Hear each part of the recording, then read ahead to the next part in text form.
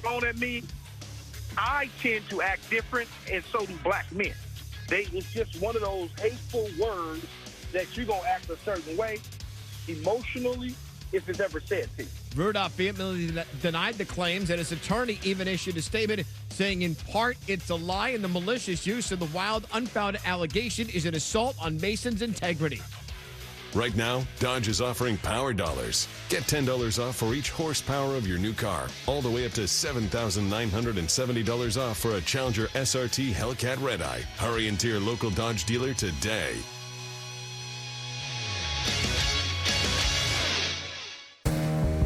Brent Martineau. You see him every day on CBS 47, Fox 30, Action Sports Jax. Austin Lane. He's a former Jag star and current MMA fighter. Broadcasting live from the Anajar and Levine studio. This is Action Sports Jax on ESPN 690 and ESPN690.com.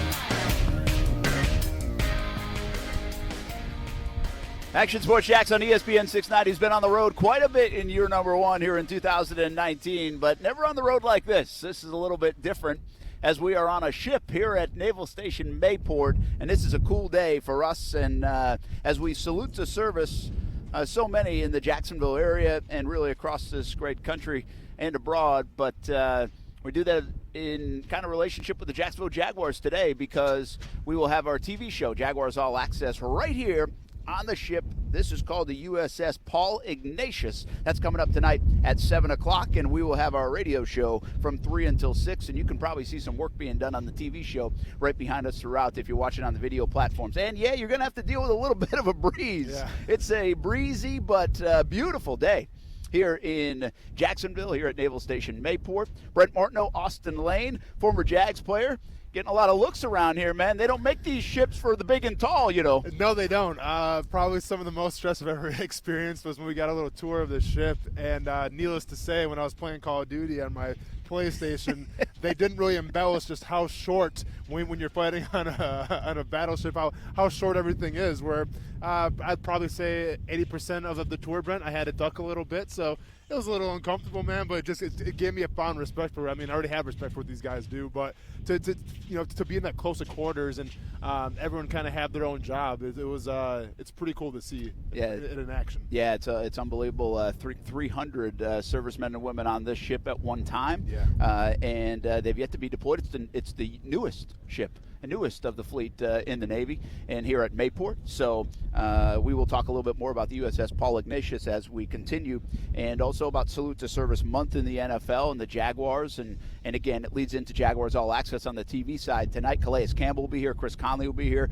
Miles Jack may even stop by as well, as he is the Salute to Service nominee for the Jacksonville Jaguars for his work with the military locally and with the football team. So more on that coming up in a little bit, but we're also going to talk sports throughout the afternoon on a breezy day here in Mayport. And glad to have you along with us on a Thursday. Ryan O'Halloran will join us at 5 o'clock. We'll talk a little bit about the rest of the NFL. And speaking of, we probably will talk about the new news just out. Myles Garrett, his suspension upheld after an appeal. I will say this about the NFL. They move kind of quick on these appeals, and 2 of them already upheld. Maurkice Pouncey's suspension reduced from 3 games to 2 games. So that's an interesting one, which means they kind of understand where he was coming from a little bit in terms of his anger and his foot stomping and his punches thrown, which is a little bit interesting to me because I thought these all would be upheld, quite honestly. And then the latest information, you just heard it in the update here on ESPN 690, is that there are reports that during that appeal, as part of the appeal, Myles Garrett says Mason Rudolph used a racial slur, and that will now bring up a whole different set of discussions and what happens on a football field and what is, certainly never allowed on a football field are those kind of comments. We don't know, though. I mean, that's an allegation. It's not a fact. We haven't heard that yet, but that's a hefty allegation, isn't it? And listen, if someone was to say that to me on the football field, I'm not saying I would have retaliated the same way, especially during a game, but I would have come close to, okay? So if this truly is the case, and Mason Rudolph said that, then by all means. But there's a few things that seem a little fishy to me, and I'm not calling Myles Garrett a liar. Let's let this whole process. This could be a he said, she said for the rest of all time. Well, we don't know. I feel like eventually someone's going to have some audio of something. There's audio everywhere. Yeah, Kuz brought that up as we were coming into the show. NFL films, a lot of times they'll have mics all over the place, and some of it you never hear. Yeah. So will they be able to utilize something like that, find that out? And there are other players around that area, too. Well, continue on. Yeah, for sure. But I guess my main point is if that actually did happen, for Myles Garrett to restrain himself like he did after that incident, get off the field, answer questions, and never bring that up. See, to me, that's a little fishy because obviously when he took the helmet off and tried to beat Mason Rudolph with it, that was a prime of emotion. And to have that emotion, I feel like if someone truly did call you that emotion would spill over to the sidelines. That emotion would spill over to the locker room. And in my opinion, it wouldn't be squashed yet. So the fact that we haven't heard anything about it till he's met with his lawyers, he's met with the NFL offices now and all the allegations, stuff like that, the fact that the first time we're hearing about it now, that's what I'm saying. It's fishy. Now, maybe it did happen, maybe it didn't. Maybe, like you said, Brent, maybe we'll never know. But I'm just saying the timing of this whole thing is a little peculiar to me. Yeah, I was going to use that exact phrase. Timing is a little peculiar in that sense. And could you, if you're in that situation, Myles Garrett, could you yesterday during that appeals process just never think anything that comes out of that appeals in terms of the words or your defense will come out into the public and say something to try to get you off the hook? Yeah. I mean, could that have happened? Yeah, certainly. Could Mason Rudolph have called him something? Certainly. Well, so there's a lot of coulds. Yeah. I mean, I can get anywhere with this if you want me to go there, but I'm a little surprised if that was part of his defense. Then his appeal was upheld. So if that's part of his defense, is that saying the appeals folks didn't believe him, or just it didn't matter in the grand scheme of things, and they thought from a public perception point of view or from what he did point of view, it didn't matter what happened on that field. You can't do what you just did. Well, and the biggest thing we got to remember, too, is, and I get it, sometimes we hear pro athletes, especially on Twitter, when people go back to pro athletes, Twitter history when they're in high school and college, sometimes they do use derogatory language. I think Josh Hader was one of those guys, yes. Milwaukee Brewers, who's the pitcher. I think Riley Cooper, if I'm not mistaken, was at a concert where he was drunk and actually used that word. But he had to answer his team for that, right? So the last thing I can see happening is a sober Mason Rudolph, who's in a game with black teammates, mind you, say that word and expect that. And I don't care if Mason Rudolph was upset or not. If he did say that word, well, what an idiotic move because you play with black players, and then you have to answer for that as well. So that's not only do you play with black players, you're the quarterback of a team. Yeah, exactly. You're the leader. You're the general. You're the quarterback right now of this football team. And by the way, you have a black coach. Of course, a good call. Great call. So why would you say that? By the way, none of the stuff that we're even saying here, you have a black coach, you have a black team, allows for that to happen anyway. I mean, sure. it should not happen, Never happen regardless. But if you start taking it to other lengths, you talk about, this can't be justified. Yeah. Something like that can't be justified. It brings me back a little bit to the A.J. Green and Jalen Ramsey battle on the field. And everybody's like, what did he say that got him? So A.J. Green, the most mild-mannered guy, what did he say? And Jalen Ramsey to this day says, I don't say stuff like that or about your mom or about your kids or about things like – there's a line that gets crossed. And, well, that word crosses every line imaginable anyway. Yeah. But on the field, you can't say certain things. And I found that interesting because – I just feel like it's such a barbaric sport sometimes that things could come out, things could happen, and I'm sure it has happened before. Yeah. I'm not saying it's never happened, but what is that edge? What is that line? What is that unwritten rule where you can talk about this, and this, but you better not go here? Yeah. Well, this is one of those. You better not go here. No, absolutely, and you said it perfectly. Some people want to call it a barbaric sport. Obviously, it's a very physical sport. Guys are hitting each other. Playing in the trenches, sometimes some cheap stuff can happen. Eye gouging, choking, things of that nature, especially in the piles.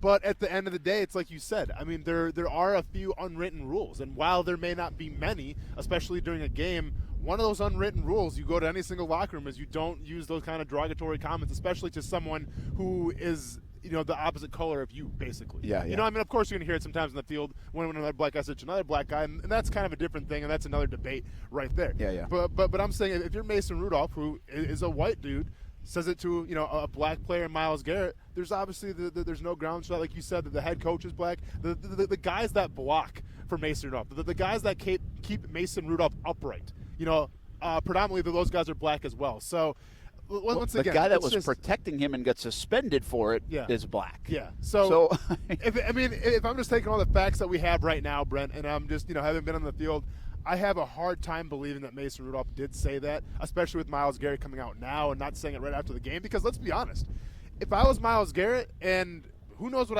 I probably wouldn't have swung the helmet during a game and got ejected. Who knows though? But to me, if that word gets said, well then that spills out into the locker room. He should tell his teammates what was said. His teammates catch wind of that, and all of a sudden, guys were aiming for each other after the game in the locker room. That's happened before. So I can't see why it wouldn't happen again. Yeah, I'm a little surprised that all those things you say I think are correct. The only thing that there was the horrendous nature of hitting him in the head with the helmet. Would it squash any of that? I'm trying to get there. I'm trying to think, okay, would he not do anything else because he realized how wrong that move was? And regardless, because people don't know all that's going on, know? So, again, I think take it to the Marquise Pouncey stuff. At face value, at first look, in fact, that was the first part of the play I saw, and I remember tweeting out, he's going to be suspended forever. And then I saw the rest of the play. Like, I had looked up and I saw Marquise Pouncey kicking him and punching him, and I'm like, what are we doing? But then in context, it was almost like it's okay, Well, I think if all that stuff had come out right after, not necessarily would it be okay, but it would be, oh, I get it kind of thing. Yeah. Oh, that happened. Oh, and then Mason Rudolph would be on a totally different view of this. Now, some people you'd be blacklisted, man. Like, if you're Mike Tomlin, how could you have that guy on your team? Yeah. So, and it's interesting. You brought up Riley Cooper's incident, and I don't know exact timeline here. We're just talking about it right now, and you brought the name up. And it wasn't his last play that once all that stuff came out. It wasn't like his last play ever in the NFL. But it really was the beginning of the end for Riley Cooper. Now, some of that was production-wise. Sure. And maybe that was just coincidental. But it certainly, you kind of didn't hear from Riley Cooper again. He had a decent career up until that point. He had done pretty well with the Philadelphia Eagles. But after that, it was kind of like, see you later. And again, that could be totally production and totally coincidental, but it certainly seemed to marry around the same time. Well, and keep in mind, too, if I'm not mistaken, that happened like in the summertime. So it was like during, I don't think training camp was even in session yet. And like I said, he had to answer his players because I remember there was kind of, and I forgot who the players were, but I think it was some safeties or some corners that were upset with what Riley Cooper said, obviously, wholeheartedly. And he had to answer for that. So I'm sure he had to stand in front of the team, explain himself a little bit. Obviously, he did, I think. I remember that. To do a lot of apologizing, and that's never an easy thing to do.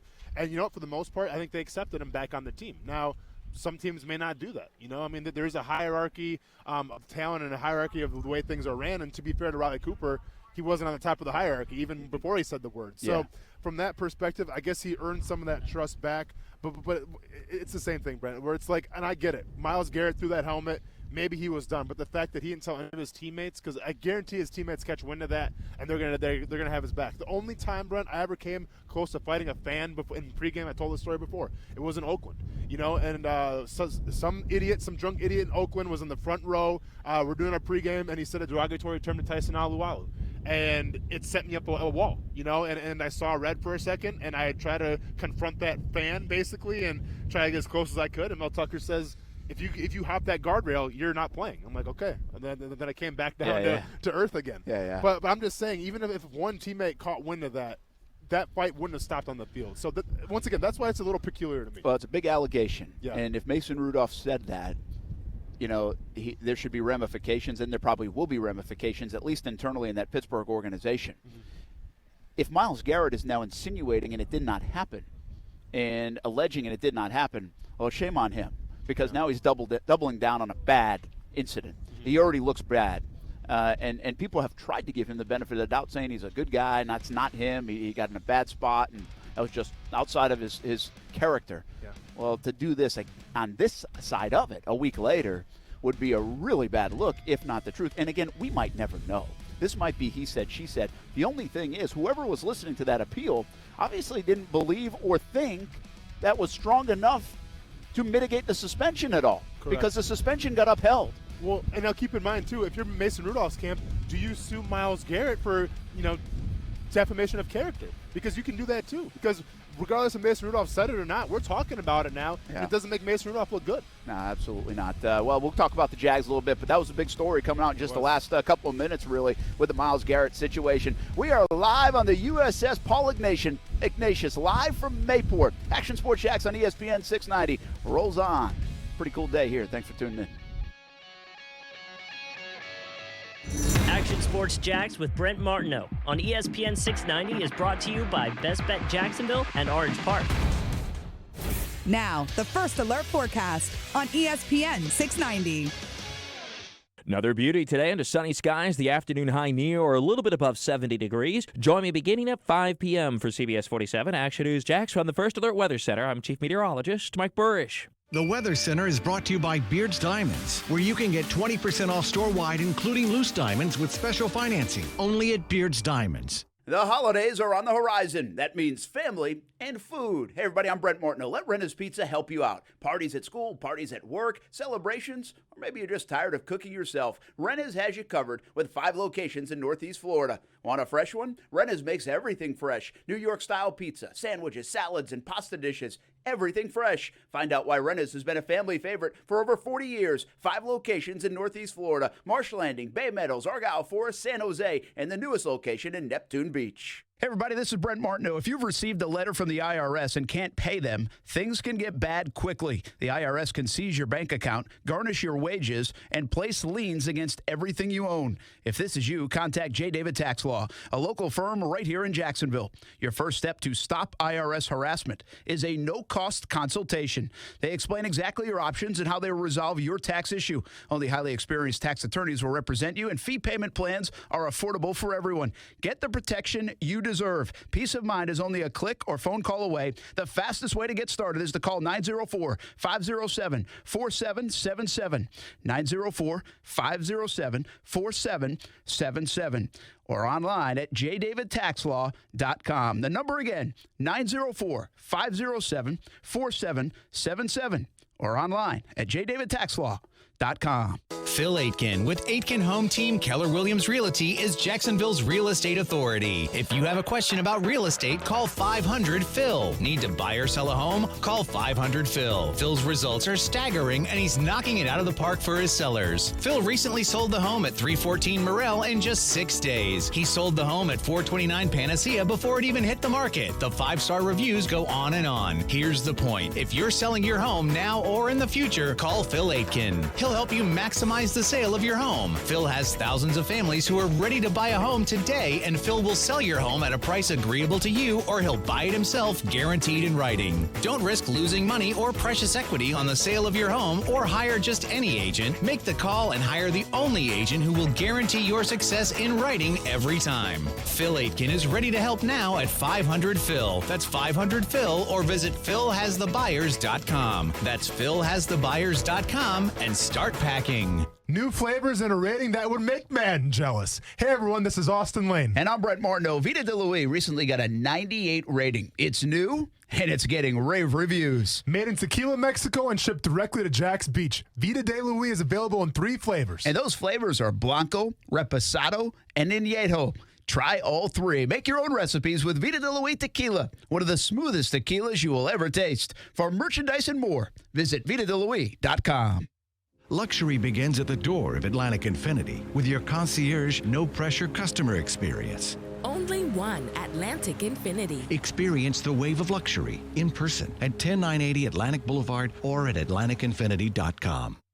Small business owners, it's been a great year, and now it's time to begin to make some end-of-year decisions. Instead of giving your hard-earned money to the tax man, consider reinvesting in your business with a quality pre-owned truck, van, or commercial work vehicle from Jacksonville Truck Center. With the largest selection of pre-owned work vehicles in North Florida and easy commercial financing, let us be your one-stop shop to get the job done today. We're on the corner of Arlington Expressway and Southside Connector. Stop by today or visit us at JacksonvilleTruckCenter.com. Gulick and Wingo. I don't know if I've ever felt worse for a kid in the league than Josh Rosen, It's like deja vu for him. He's going through this all again. We may never know what Josh Rosen could or could not have been because of the 2 situations he's found himself. Gulick and Wingo. Weekdays at 6 Eastern on ESPN Radio and ESPN2.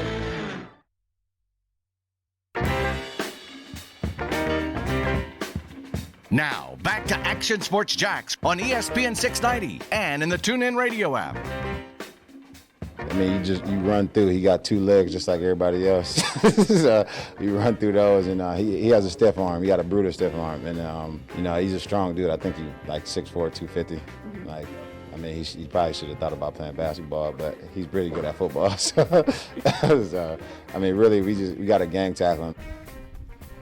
Najee Good is not talking about Austin Lane there. He's talking about Derrick Henry instead, and he is a big dude. He is a big back and can be a bruising back, and you might have him bottled up 8, 9, 10, 11 times, but, man, getting on that 12th time, 14th time, 16th time, 22nd time can be a really hard thing. We talked a lot about Derrick Henry yesterday on our show. Action Sports Jacks on ESPN 690. If you're watching the video platforms, thanks for hanging out with us, and check it out because it's an awesome scene. We are here at Naval Station Mayport throughout the remainder of the show today. We are on the USS Paul Ignatius, and we got a tour of it earlier on. We're going to have Jaguars All Access tonight on the TV side from out here. Calais Campbell, Chris Conley, I think Miles Jack may even stop by, so we'll have that show at 7 o'clock on Fox 30. We'll do some television things from 5 to 7 as well on CBS 47 and Fox 30. But we're hanging out here on the ship. We are actually on the ship, which is really awesome. Did this one other time with Jaguars All Access. I want to say it was back in 2012. I think it was the USS Sullivan, and it was a great show, one of the most memorable shows. I think it's so cool that we're able to do this, and we thank Bill Austin and everyone from Naval Station Mayport for allowing it to happen, and all our TV guys and the Jaguars, and it's a big group effort, but it's a really, really cool deal. So it's been fun. Before we get to some of the Jags talk, Brent Martineau, Austin Lane, if you are listening, only apologize for a little bit of the breeze, but we're trying to block some of that out. It's just a windy day out here at Mayport, but a beautiful day at that. We got a tour of the USS Paul Ignatius. That we did. Really cool. I have such a respect, and I always say this, I didn't grow up in kind of like a military family, so I grew up probably more ignorant to the military than I should need to be or wanted to be. But learned so much now being in Jacksonville the last dozen years, just obviously such an important part of this city, this area, and what servicemen and women do all over the country, but especially here in Jacksonville. So it's really cool to get educated on a lot of it, and you just have so much appreciation and respect from seeing where they sleep, to where they eat, to how they work, and the things that they do, and the teamwork and the camaraderie, and the 300 folks that are on this ship, the USS Paul Ignatius, and just how I think Mayport is. I mean, I've played the golf course over here, Windy Harbor Golf Club. It's a cool golf course. Nice. This whole community, if you've never had a chance to be out here, it's fascinating. But I get educated on it a lot because I just didn't grow up around it. So I'm still learning, and the appreciation level is really high. And it's the first time I've ever seen a Panda Express be paired with a Dunkin' Donuts. Like usually you see like the KFC and Taco Bell. No, man, Panda Express, Dunkin' Donuts. Quite the combination. I don't know how that happened. I'm not mad. Hey, I don't know if that was a vote. I'm going to be honest. Sure. I'm not mad at it. I accept it, but I did not expect that kind of combination. That's pretty cool. They have a bowling alley. Yeah. We have done in the past, one of the neat stories we did, Army-Navy game. I should probably say Navy-Army game around here. But Navy-Army game coming up in December, which is obviously just an awesome football game, awesome atmosphere, the scene.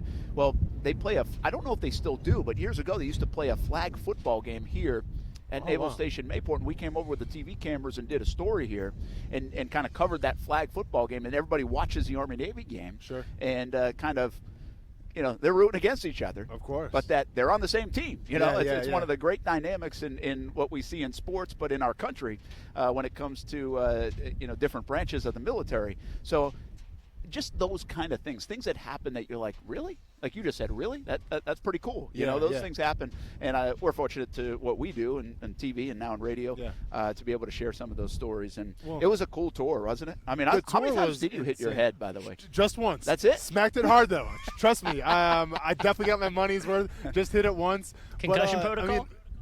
I mean, I think I'm going to be okay, Goose. Thank you. I appreciate you worrying about me. But be honest, Brent. We went to the end of the ship. Could you have found your way back if you didn't have a guide? No.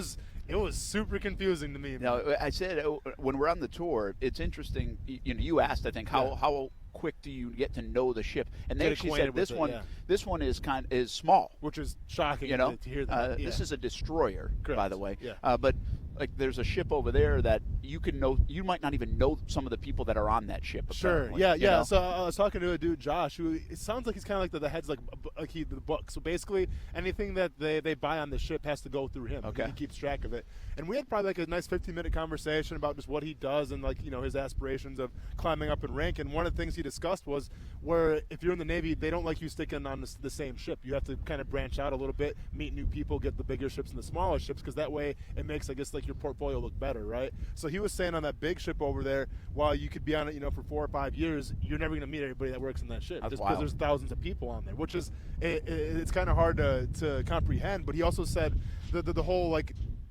dynamic of a smaller ship to a bigger ship, because he said like this ship, it's like a small town, kind of one like we both grew up in. Yeah. Everyone knows everybody's families and things like that. But you go over there to the bigger ships, it's like a big city. It's New York City over there. It is. Yeah. That's a great way to illustrate it. That's exactly what he said. Yeah. But to get to your point, they had said like it feels like when they were giving us the tour. Yeah. Like I'm looking down to step over like every 25 feet or whatever to get into like the next area, hallway, whatever. Yeah. I'm not using the right language, I know, but lingo.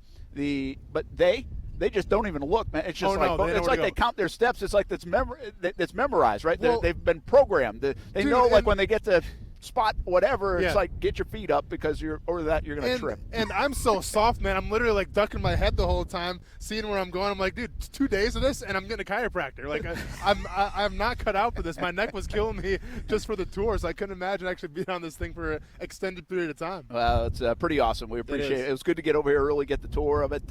Calais Campbell again, and Chris Conley, and I think Miles Jack too. He's trying to get over here. He's the Salute to Service nominee for the Jacksonville Jaguars. We'll have Jaguars All Access coming up in a bit. Let's talk about the Jags a little bit. How much do you expect them to give the football to Fournette on Sunday? Or, because there's two different things going on offense. You can give the football to Fournette, make him a little bit happier because you know you should be running the ball anyway. Correct. Or you can try to get Foles going because Foles showed some rust, showed like his timing was off. And I'm not saying throw it 47 times again, but I'm being really interested to see what they do coming out of the gates. Because if I'm Tennessee, I'm thinking, all right, every game we play is like 20-16 anyway. Yeah. The Jaguars only gave it to him 8 times. He's mad. They're mad inside the building because they had 47 passes and 9 rushes, and that's it. They're going to come out and run the football. So I'm ready for it. So it's the chess match of, do I go get Foles kind of comfortable and in a little bit of a rhythm early, or do I get Leonard into a rhythm early? And that's the predicament of a offensive coordinator in the game plan, because I think you can outsmart yourself here. Well, it's a fantastic question, and if we go back to, it was week 3 when they played the Titans Thursday night? It was that Thursday night, yeah. So when we talk about week 3 of how they really exposed the Titans and beat them, and then they beat them pretty good, was the fact that this was Minshew's one of his very first games, right? He was still getting acclimated to being a professional quarterback. And they got him acclimated by showing just, throwing some short to intermediate passes. And then they got the run game going after that. So from that perspective, the way you beat Tennessee the first time was you actually relied a little more on your pass, and then you kind of complemented that with the run. Now, they had a couple things in their favor. DJ Chark wasn't really a household name yet, right? It was all about D.D. Westbrook. At the time, I think they had I think they had Jeff Swaim still playing, if I'm not mistaken. Swaim was still playing then. So they got a big special teams break that game too, and they did. So like the field position was big as well. So that's how they did it the first time. Now, if I'm looking at the team now, and DJ Chark is no secret anymore, right? No. And I feel like the offense, and I get it, they're probably going to open up the playbook a little more now with Nick Foles, but I feel like the Titans kind of have a gauge of what they want to do in the passing game. So from that question, do you go pass versus their run and try to be more finesse versus physical, or do you try to match them, in the trenches and just go run versus run? And if it's me, I would probably go run versus run, but I say that, with a hesitation. And not a lot of confidence, right? Yeah, but because, if you want to describe the Jaguars, one of the last terms you're going to use right now of what we've seen on film is physical, right? And the Tennessee Titans, we know this, Brent, they've always been a very physical ball club. That's what they preach. So, to me, I am a little nervous if they try to go to Leonard Fournette right away, try to, match him in the run. But to me, it's the only option at this point. It'd be really interesting. I think that's a tough listen, it's hard to be a play caller. It's hard to put a game plan together, especially against teams that know you. Yeah. And these teams know each other so well. Let me piggyback off that. I'm going to say if I want to get the offensive line and who you would have as keepers to that point. But I'm going to get to that in a minute. And also Todd Wash said some things today about the scheme, about Myles Jack that I think are worth listening to, at least sharing, and then commenting on with this defense, giving up 264 yards rushing and 500 yards rushing essentially in the last couple of weeks. But how much – I don't know if this season's going anywhere. But how important would a sweep of Tennessee be for the Jaguars, do you think? Does that resonate at all when it gets you to 5-6? Listen, a win right now is paramount. I mean, you need it in that building. You need a win. I don't care if you were playing some Pop Warner team. Yeah. You need something that looks like you got a W and you're going somewhere. No, But this has been a nemesis team, man. I mean, it is the rival team of any in the South, in my opinion. And I think many people's opinion. Yeah. But they've had your number, and now there are a lot of teams that have had the Jags' number. Even Houston has really had their number as of late. But does it mean anything to you to beat the Titans? I mean, the Titans are a team even players I feel like don't like very much. Oh, no, for sure. I mean, and I think it works for the Titans, too. I'm sure the Titans don't like the Jaguars players that much. So, you got like Taylor Lewan. I mean, you want to make that guy cry and go home, don't you? Yeah, for sure. So, yes, there is a rivalry there. How much does it mean to the players? I think that, let's be honest here, the Jacksonville Jaguars have been the Tennessee Titans' little brother now for, it seems like, the past 5-6 years, right? It might be 2 decades, man. It could be even longer than that. So Jacksonville has been the little brother. So, and listen, I'm not, excuse me, I'm not a big proponent of moral victories, especially in terms of, a good season or a bad season. But I think this game is important from the standpoint of, yes, it would be a moral victory. You sweep the Titans, which is big, obviously. Now, are they a good team? I don't think they're as good as the Colts or the Titans. I'm sorry, they're not as good as the Colts or the Texans. So it doesn't do much for me there. But, yeah, it is a team that's had your number. So it does do something. And keep in mind, while the chances could be slim now, there is still an opportunity to make the playoffs for the Jacksonville Jaguars. And there's no better way to get a little more momentum going than kind of beating a rival 2 times in 1 year. Well, there's a lot of – I think there are a lot of intangible things with this game. And I'm not even talking about the playoffs, by the way. I mean, if they were to roll 3 off in a row and then they're 7-6 in early December, let's talk again. But until that happens, I'm not willing to even talk about that. But I guarantee that's what they're thinking about in the locker room. Oh, that's fine. Yeah. I just can't get my mind there. No, I got you. But I think there are some intangibles with this kind of win, and that is you sweep Tennessee. You put yourself in a position late in the year, regardless of your record or playoffs, to go 3-3 in the division. Now think about it the other way. If you lose this game, you just took the most important stretch of football maybe in Doug Marrone's coaching career as a Jacksonville Jaguars coach, and you lost all 3, and heck, you might have got walloped all 3 because right now they're 2 for 2 and getting walloped. On top of that, you would put yourself in a position to go 1-5 in the division. Yeah. And so I start thinking of it from what happens in those postseason meetings if they're 8-8 or a 9-7 or a 7-9. And I've got to sit down with Shad Khan and I'm this coaching staff and I'm saying, oh, we did go 1-5 in the AFC South.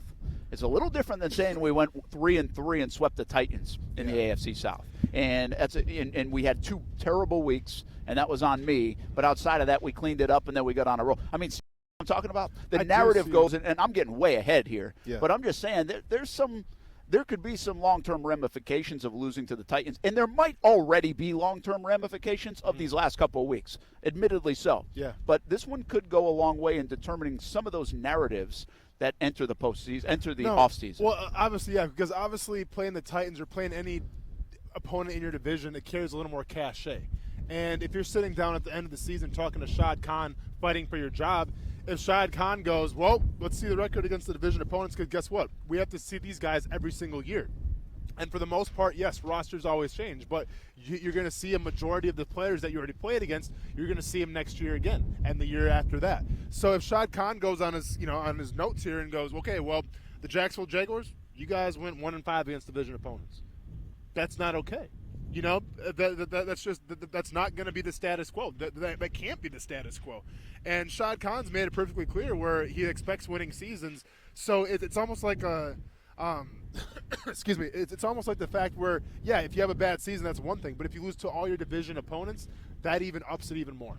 If they get smoked by Tennessee, there won't be any postseason meeting, I don't think. It's not going to be good. I don't think a meeting will have to take place. I mean, I'm telling you, if they get smoked, I mean, if they give up a couple hundred yards rushing, one of those type of things again, then forget about the meetings. We've already said it earlier in the week. I'm not sure if someone's coming back on the plane to Jacksonville, and that could be a guy like Todd Wash if they can't fix this on defense. He talked about the defense today and the scheme and Miles Jack, and these have been conversations all week long. What did Todd Wash have to say? What does it all mean? And where do they go from here?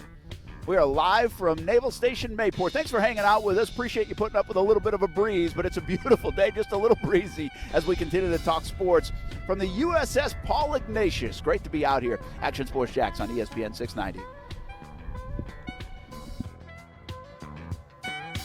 At home or on the road, Action Sports Jacks is with the Jaguars, win or lose. We cover it all here on ESPN 690 and on TV on CBS 47 and Fox 30. Countdown to kickoff on CBS 47 at 11:30 a.m.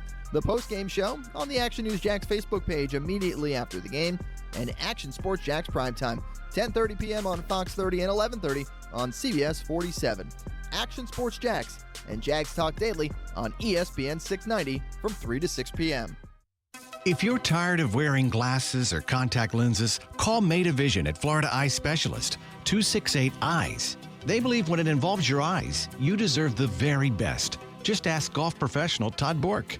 I thought about LASIK for years, and I just finally got to the point where I'm getting older and I'm frustrated. I'm wearing distance glasses. Now it's raining, and that just doesn't work at all. I've tried contacts and failed miserably. Can't get them in and out of my eyes. So I just said, you know what? I'm not able to read the greens the way I think I need to. I want to do this for my golf and for myself. But I'm thrilled that I had it done. I can actually see to drive without glasses, and I can see the golf ball, and that's very important to me.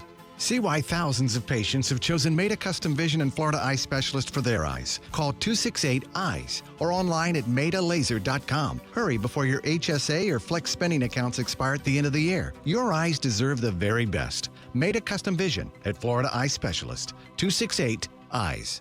Who sells loose diamonds at 20% off? Nobody in the St. John's Town Center except Beard's Diamonds. Right now, you can save 20% on everything in the store, including loose diamonds, but only at Beard's Diamonds. This is a sale smart jewelry buyers wait for. 20% off all diamond engagement rings, from solitaires to halos. 20% off all diamond bracelets, necklaces, earrings, and more. It's the biggest inventory in North Florida, and it's not just rings and bracelets at 20% off. Everything store-wide, including loose diamonds, is an incredible 20% off. And that's on top of Beard's already unbeatable prices. Why wait till the holidays? Get your shopping done now and save 20% off, but only at Beard's Diamonds. Now you can get her a bigger, better diamond at 20% off. Plus, Beard's Diamonds has special financing for this incredible sale. Beard's Diamonds, where exceptional is affordable. In the St. John's Town Center or at beardsdiamonds.com.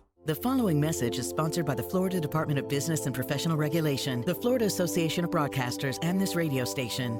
Natural disasters can be unexpected and devastating to your home or property. If your home or property is damaged and needs repairs, it's important to use only Florida licensed contractors. Remember to check their references, get everything in writing, and don't pay up front. To verify your contractors are licensed, contact the Florida Department of Business and Professional Regulation online at myfloridalicense.com. That's myfloridalicense.com.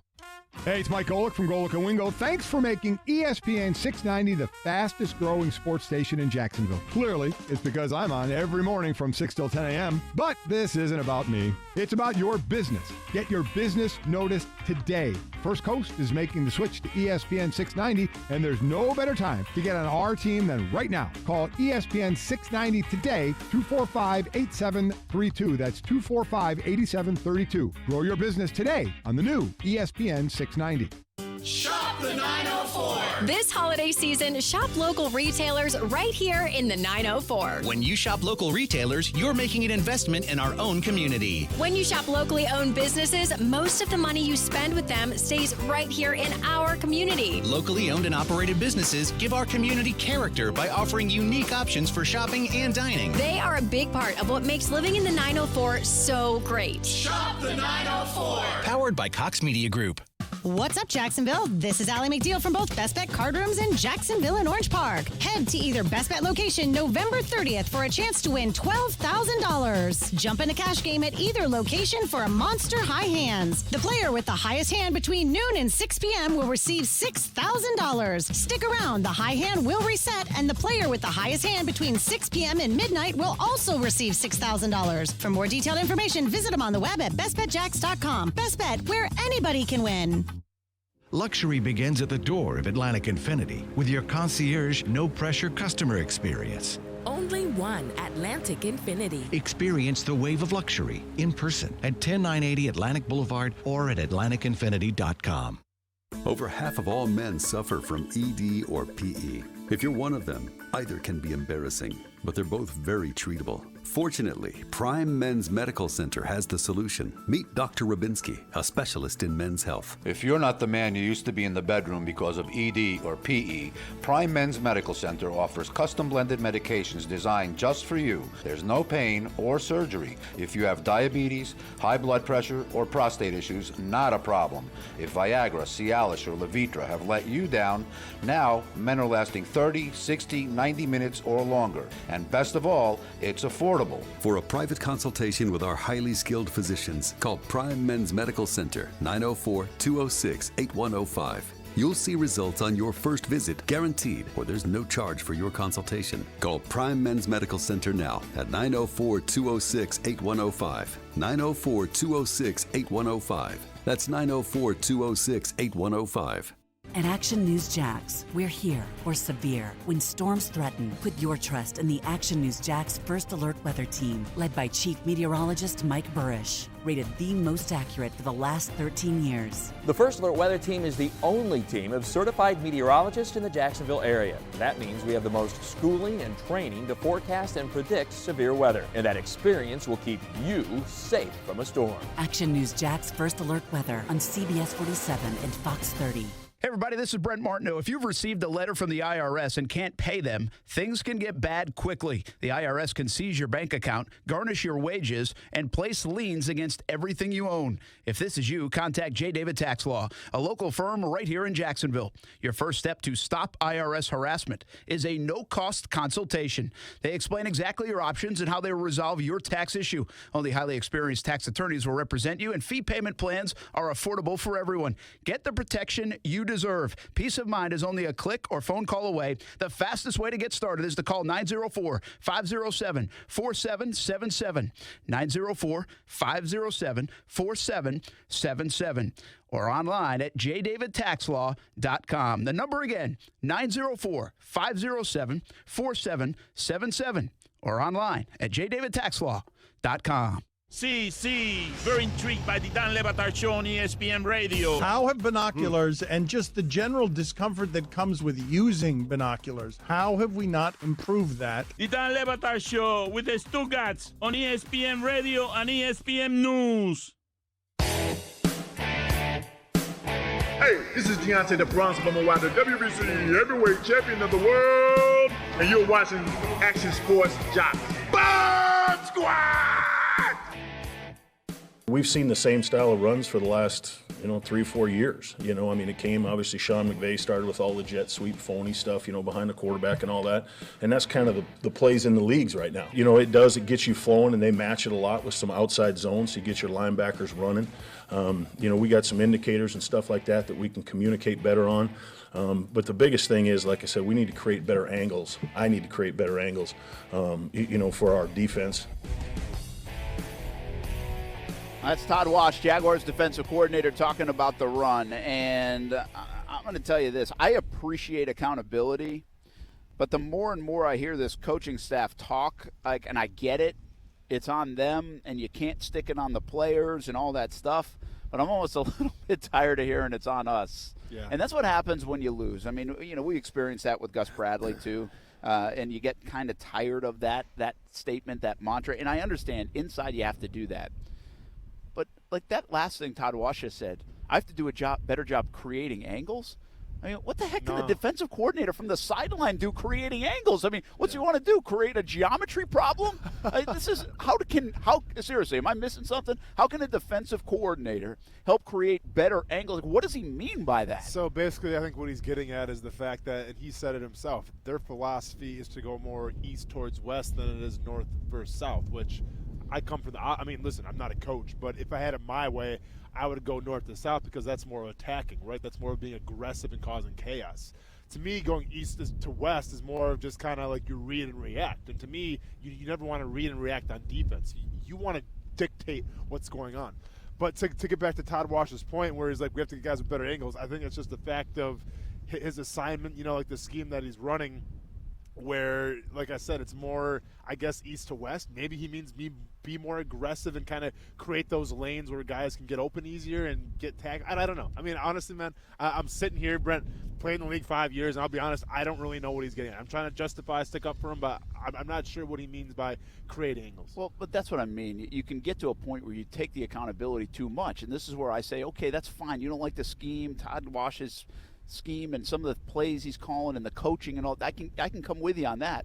But again, it goes back to the players at some point to make plays and do the fundamental things that you've been playing football for a long time and be able to do them. And I think it's almost too much. Don't take so much accountability. That's a player's problem, in my opinion. That's what it sounds like. A player's got to know the angles. Player's got to know the gaps. Sure. They got to make their fits. And unless you're really just putting them in a terrible position, and I just don't know if I buy that because his defense has it's been playing around here for 5 or 6 years, and they've done a decent job against the run at times, and it's played across the NFL, and it does a decent job against the run sometimes. So, again, this can be some coaching, but you got to put some of this on the players, and I just don't know if I've heard enough of that this week. Yeah, and I think I've talked about it religiously on the show, Brent. The most important thing I think a coach can do is set his guys up for success. Yeah. And you have to understand that you don't have the 2017 guys that you had, True. okay?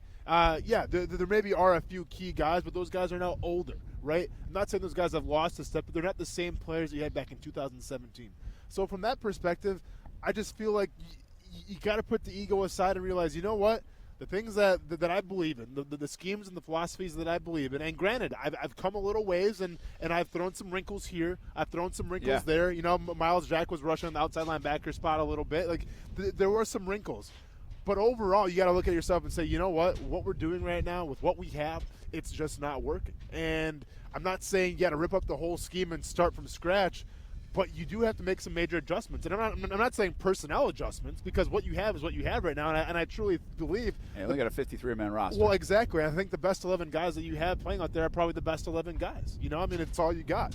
So from that perspective, then it comes in the terms of, all right, well, if you're complaining about the angles not being right, if you're complaining about where you're going east to west too much, then that's on you as a coach to change up the scheme and be like, you know what, we got to do things a little differently, and we have to think a little differently on defense. Yeah, we are live at Naval Station Mayport. Brent Martineau, Austin Lane, Action Sports Jacks on ESPN 690. On the road once again, and we've been all over the place, from Senior Bowl to Super Bowl to the draft to the Masters, and this might be the coolest stop yet in 2019. Hands down, glad stop. to be here on the USS Paul Ignatius again. Jaguars All Access coming up tonight, 7 o'clock on Fox 30. Chris Conley, Calais Campbell, maybe even Miles Jack will be here tonight planning on stopping by. So we will talk more about this football team on the TV side as well. But let's talk more about Miles Jack right now. Todd Wash brought Miles Jack up, or he was asked about Miles Jack, and this has been a big talking point this week. We said it on the wall that says it all yesterday. We brought up Miles. We don't believe he had a very good game on Sunday. I'm not sure many people are raving about the game he played on Sunday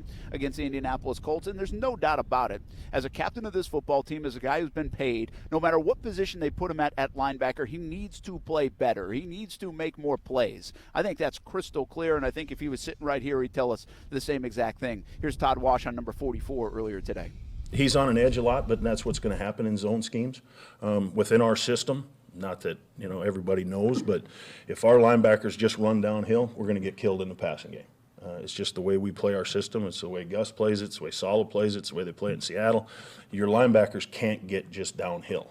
A lot of people don't understand that. A lot of people don't understand football, to be honest with you. So our scheme allows them to go east and west, but when he does see it, we need to see our linebackers getting downhill better than we have.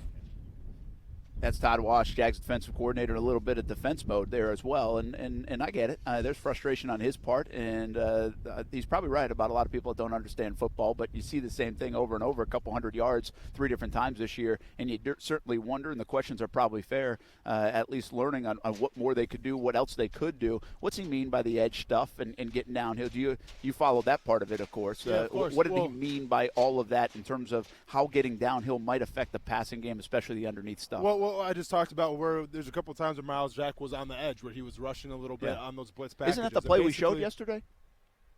Was he? Well, that was a screen play. No, that was a screen play. That wasn't it. But it was out of that formation. Like there was a play I remember distinctly where he came down and Quentin Nelson actually came from like across the field and hit him.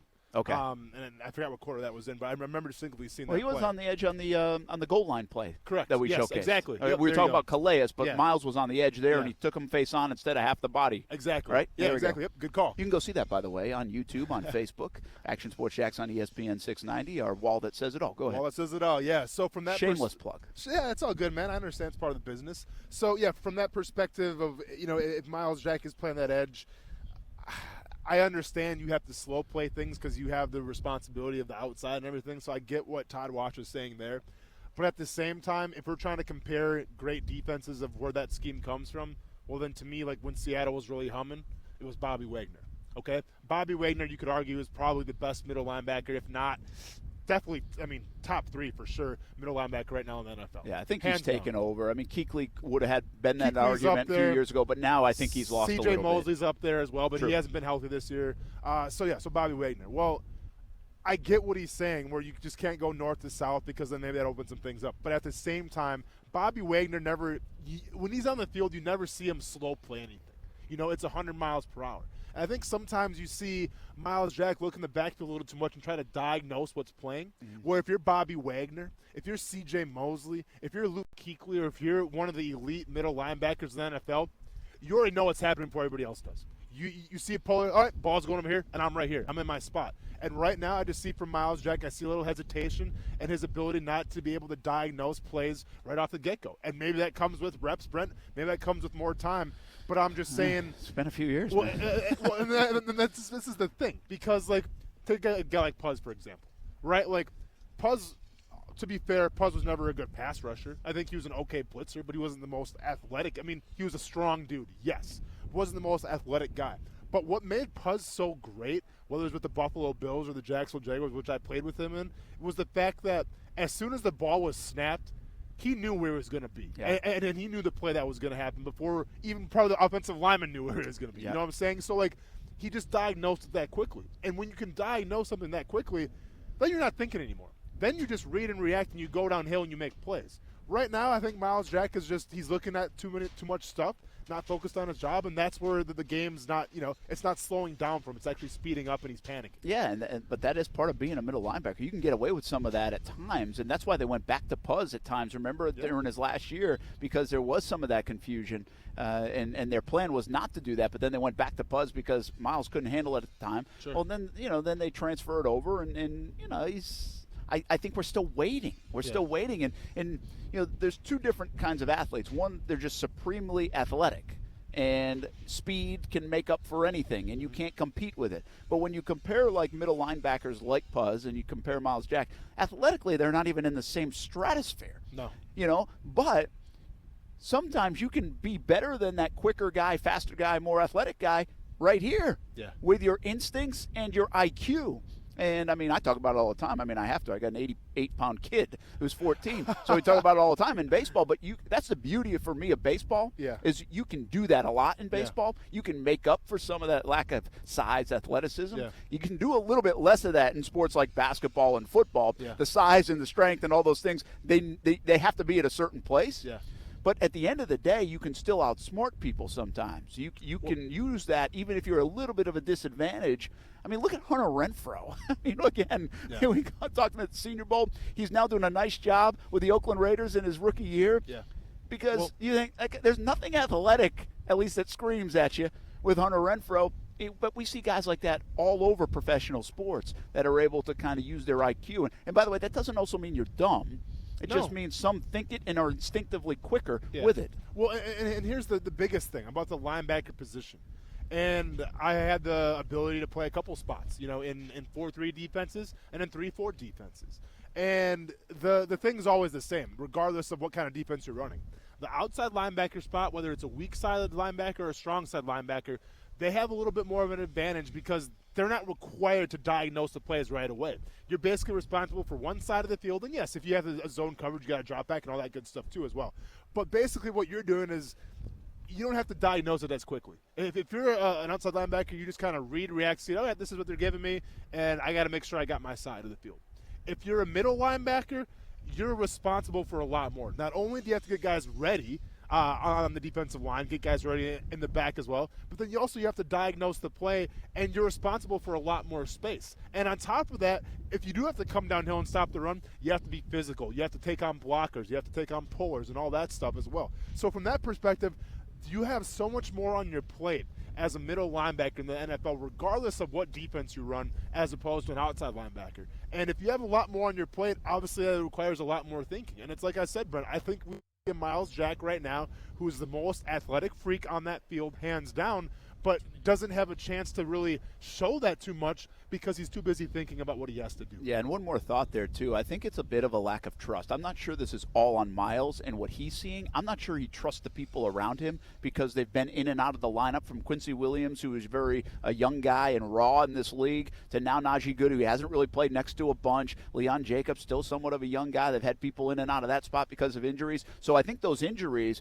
that can be a trust factor as well at that linebacker position. I mean, you got to trust guys to do their job, but I think maybe that hesitation, I'm just guessing here, but maybe that hesitation has a little bit more to do with what's around him than his own skill set. No, you're absolutely right, and you hit it on the head, Brent. Whether it's his linebackers, not really having his back, leaving the holes too far open, whether it's the defensive line who's not keeping the pullers and keeping the guards that are trying to climb to the next level off him, it is a combination of things. And when you don't have, you don't have that mesh and that gel of that defensive line and the linebacking core, because they all work together. When they're not gelling like that, then it's going to put a lot more stress, especially at the guy who's in charge of all of them, in Miles Jack. We got 30 seconds. So is this scheme, do you need great players to play the scheme and be successful? I mean, you need great players anyway in any scheme most of the time. But is this one in particular, like San Francisco, this scheme is working. Seattle, it worked. In 2017, it worked. But one thing is in common with all that. There are better players that are on the field right now, maybe here in Jacksonville, if you're comparing it. See, I think this defense that Todd Wash runs, it is required that you do need a lot more skill guys. You need a lot more guys with a lot more talent than as opposed to maybe like a base 4-3 defense that I was accustomed to running back in Jacksonville. You do need more of that elite talent. And right now, especially at that linebacking core, all due respect to Najee Good and things like that, I think that sometimes they are vulnerable at that spot, and that hurts them in general. But you also need discipline, and we haven't seen any of that from the defensive line either. Tell you what fixes a lot, too, tackle. If you tackle better. Hey, secrets in the NFL. Problems. We're going to talk about it next, live from Naval Station Mayport on ESPN 690. Moscow Ballet's Great Russian Nutcracker dazzles this Christmas. Bring the whole family together for the original holiday tradition. Step into a simpler time filled with sweet dreams and spectacular magic. Experience world-class artists, stunning costumes, and towering puppets on the Gift of Christmas tour. It just wouldn't be Christmas without Moscow Ballet's Great Russian Nutcracker. Get tickets now at nutcracker.com. Appearing at the Florida Theater December 22nd. Get your tickets today at nutcracker.com. What's up, Jacksonville? Angie here, president of Angie Staffing. If you're finding it harder and harder to find the right candidates, or your ads are letting you down, call me, Angie Staffing, 904-703-8880. I have over 20 years of experience right here in Jacksonville. I can help with anything: accounting, finance, legal, even that one position that's impossible to fill. Angie Staffing, 904-703-8880. We're bringing back the hustle. Pros, start with Lowe's for Black Friday deals to save on the brands you trust to do the job right. Stop in today and get your choice of a DeWalt 20-volt max cordless brushless drill or a DeWalt 2-pack of 20-volt power tool batteries, each just $99. And pick up a pass-load angled 3.5-inch 30-degree cordless framing nailer for $100 less, now just $299. Whatever's on your wish list or gift list this Black Friday, do it right for less. Start with Lowe's. Offers valid 11/21 through 11/27, U.S. only. It's time for some straight talk. You know those football players who are all talk, no show? Well, big wireless carriers aren't much different. Well, Straight Talk Wireless doesn't give you the hype, just the savings. For just $45 a month, you'll get the unlimited plan with 25 gigs of high-speed data, then 2G. No contract. All on the same 4G LTE networks as the big guys, but up to half the cost. Savings delivered right to your wallet. Only at Walmart. Savings may vary. See terms and conditions at straighttalk.com.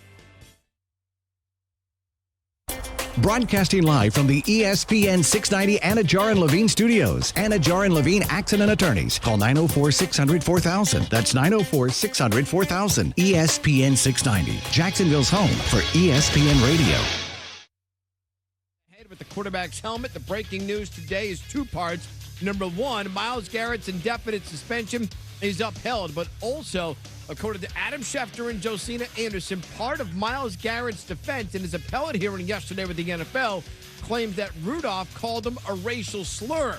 It could be a game of he said, but ESPN front office insider Louis Riddick told NFL Live the league has got to do whatever it can to get to the bottom of whether Rudolph said something or Garrett is lying. You have to do everything in your power to figure out what exactly happened here, because this is something that you just can't brush under the rug and say it's one man's word against another. You have to do everything in your power to figure out if this in fact was said, because if it was, it opens up a whole new can of worms, so to speak. Rudolph vehemently denied the claims, and his attorney even issued a statement saying, in part, it's a lie, and the malicious use of this wild and unfounded allegation is an assault on Mason's integrity, which is far worse than the physical assault witnessed last Thursday. Brought to you by Little Caesars, where you can get a large thin crust pizza, topped right to the edge with cheese and pepperoni, and only $6.49 at participating Little Caesars locations, plus tax where applicable.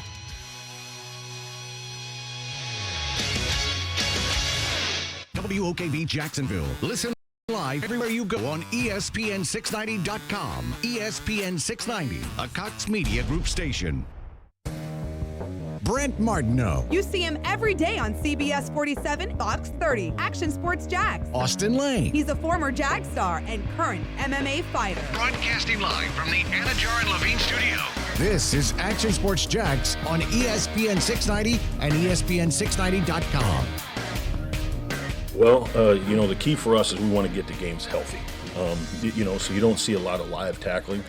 12 years, we do one period usually a year, and that's in training camp goal line. So you don't do a lot. We've tried to simulate as much as we can with crash pads and that kind of stuff, and just the fundamentals of taking grass away, eyes to the thighs, all the different techniques and stuff that we've learned through the years. We try to get that as much as we can without physically pounding them. So we don't do a lot of live tackling, but we do a lot of simulating, trying to get the reps so we can, obviously make plays on Sundays.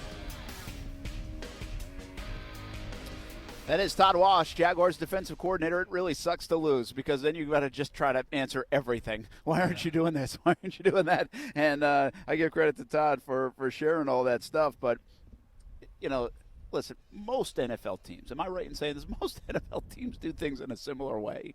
I mean, how different are things? You played for a bunch of different teams, and I know not always like this deep into the season, but I mean, how different can a practice be? How different can tackling be? Again, the CBA has nullified a lot of this stuff. Oh, yeah. You're not seeing Oklahoma drills anymore. No. I mean, and you only get a certain amount. I think it's like 4 or 5 after a certain date. Like once a seat that you can actually go full pads or something. So, I mean, you've got to be really careful. And now everybody's about player safety and being healthy more so. And they'll risk maybe a lack of tackling to be healthy, because they don't want to get guys hurt in practice. It's one thing to get hurt in a game, and as things are going 100 miles an hour, it's just different to get hurt in a practice. It feels so much worse. Yeah, absolutely. I mean, as far as the teams that I was on, even in training camp, for the most part, everything was still, it was kind of the same, because it's like I said, it is a copycat league, and if you're a Super Bowl winning team, then teams are probably going to pursue you like, hey, what'd you guys do in training camp? What'd you guys do here? What'd you guys do there? So it is a copycat league. I think there is, there's a lot of comparisons to how teams run things overall. What I think the big difference is, Brent, is that when teams lose or when teams give up 200 yards rushing, I think depending on the coach, whether you're doing, maybe like with a Bill Belichick, a Mike Zimmer, I'm trying to think of another old school minded coach that comes out to me right now. You got anything for me? Do you say Belichick? Yep. Zimmer. I said those two. You said, I know. How about, is Rivera kind of more old school? Yeah, that's a good call, Rivera. Yeah, so I think from that perspective, once you start showing signs that you're struggling, whether it's with the toughness factor or in the trenches or whatever it is, then I think coaches of that kind of caliber and coaches of that kind of cloth, they'll up the ante a little bit. On the other side, if you have guys maybe like a Pete Carroll, maybe like a Kyle Kingsbury, kind of like that newer generation of more like the quote-unquote players coach, well, those guys I think are going to be more like, okay, so we got dominated in the trenches here. Do we need to maybe ease off a little bit in how we're approaching our physicality during practice? Do we need to teach fundamentals more? Do we need to slow things down?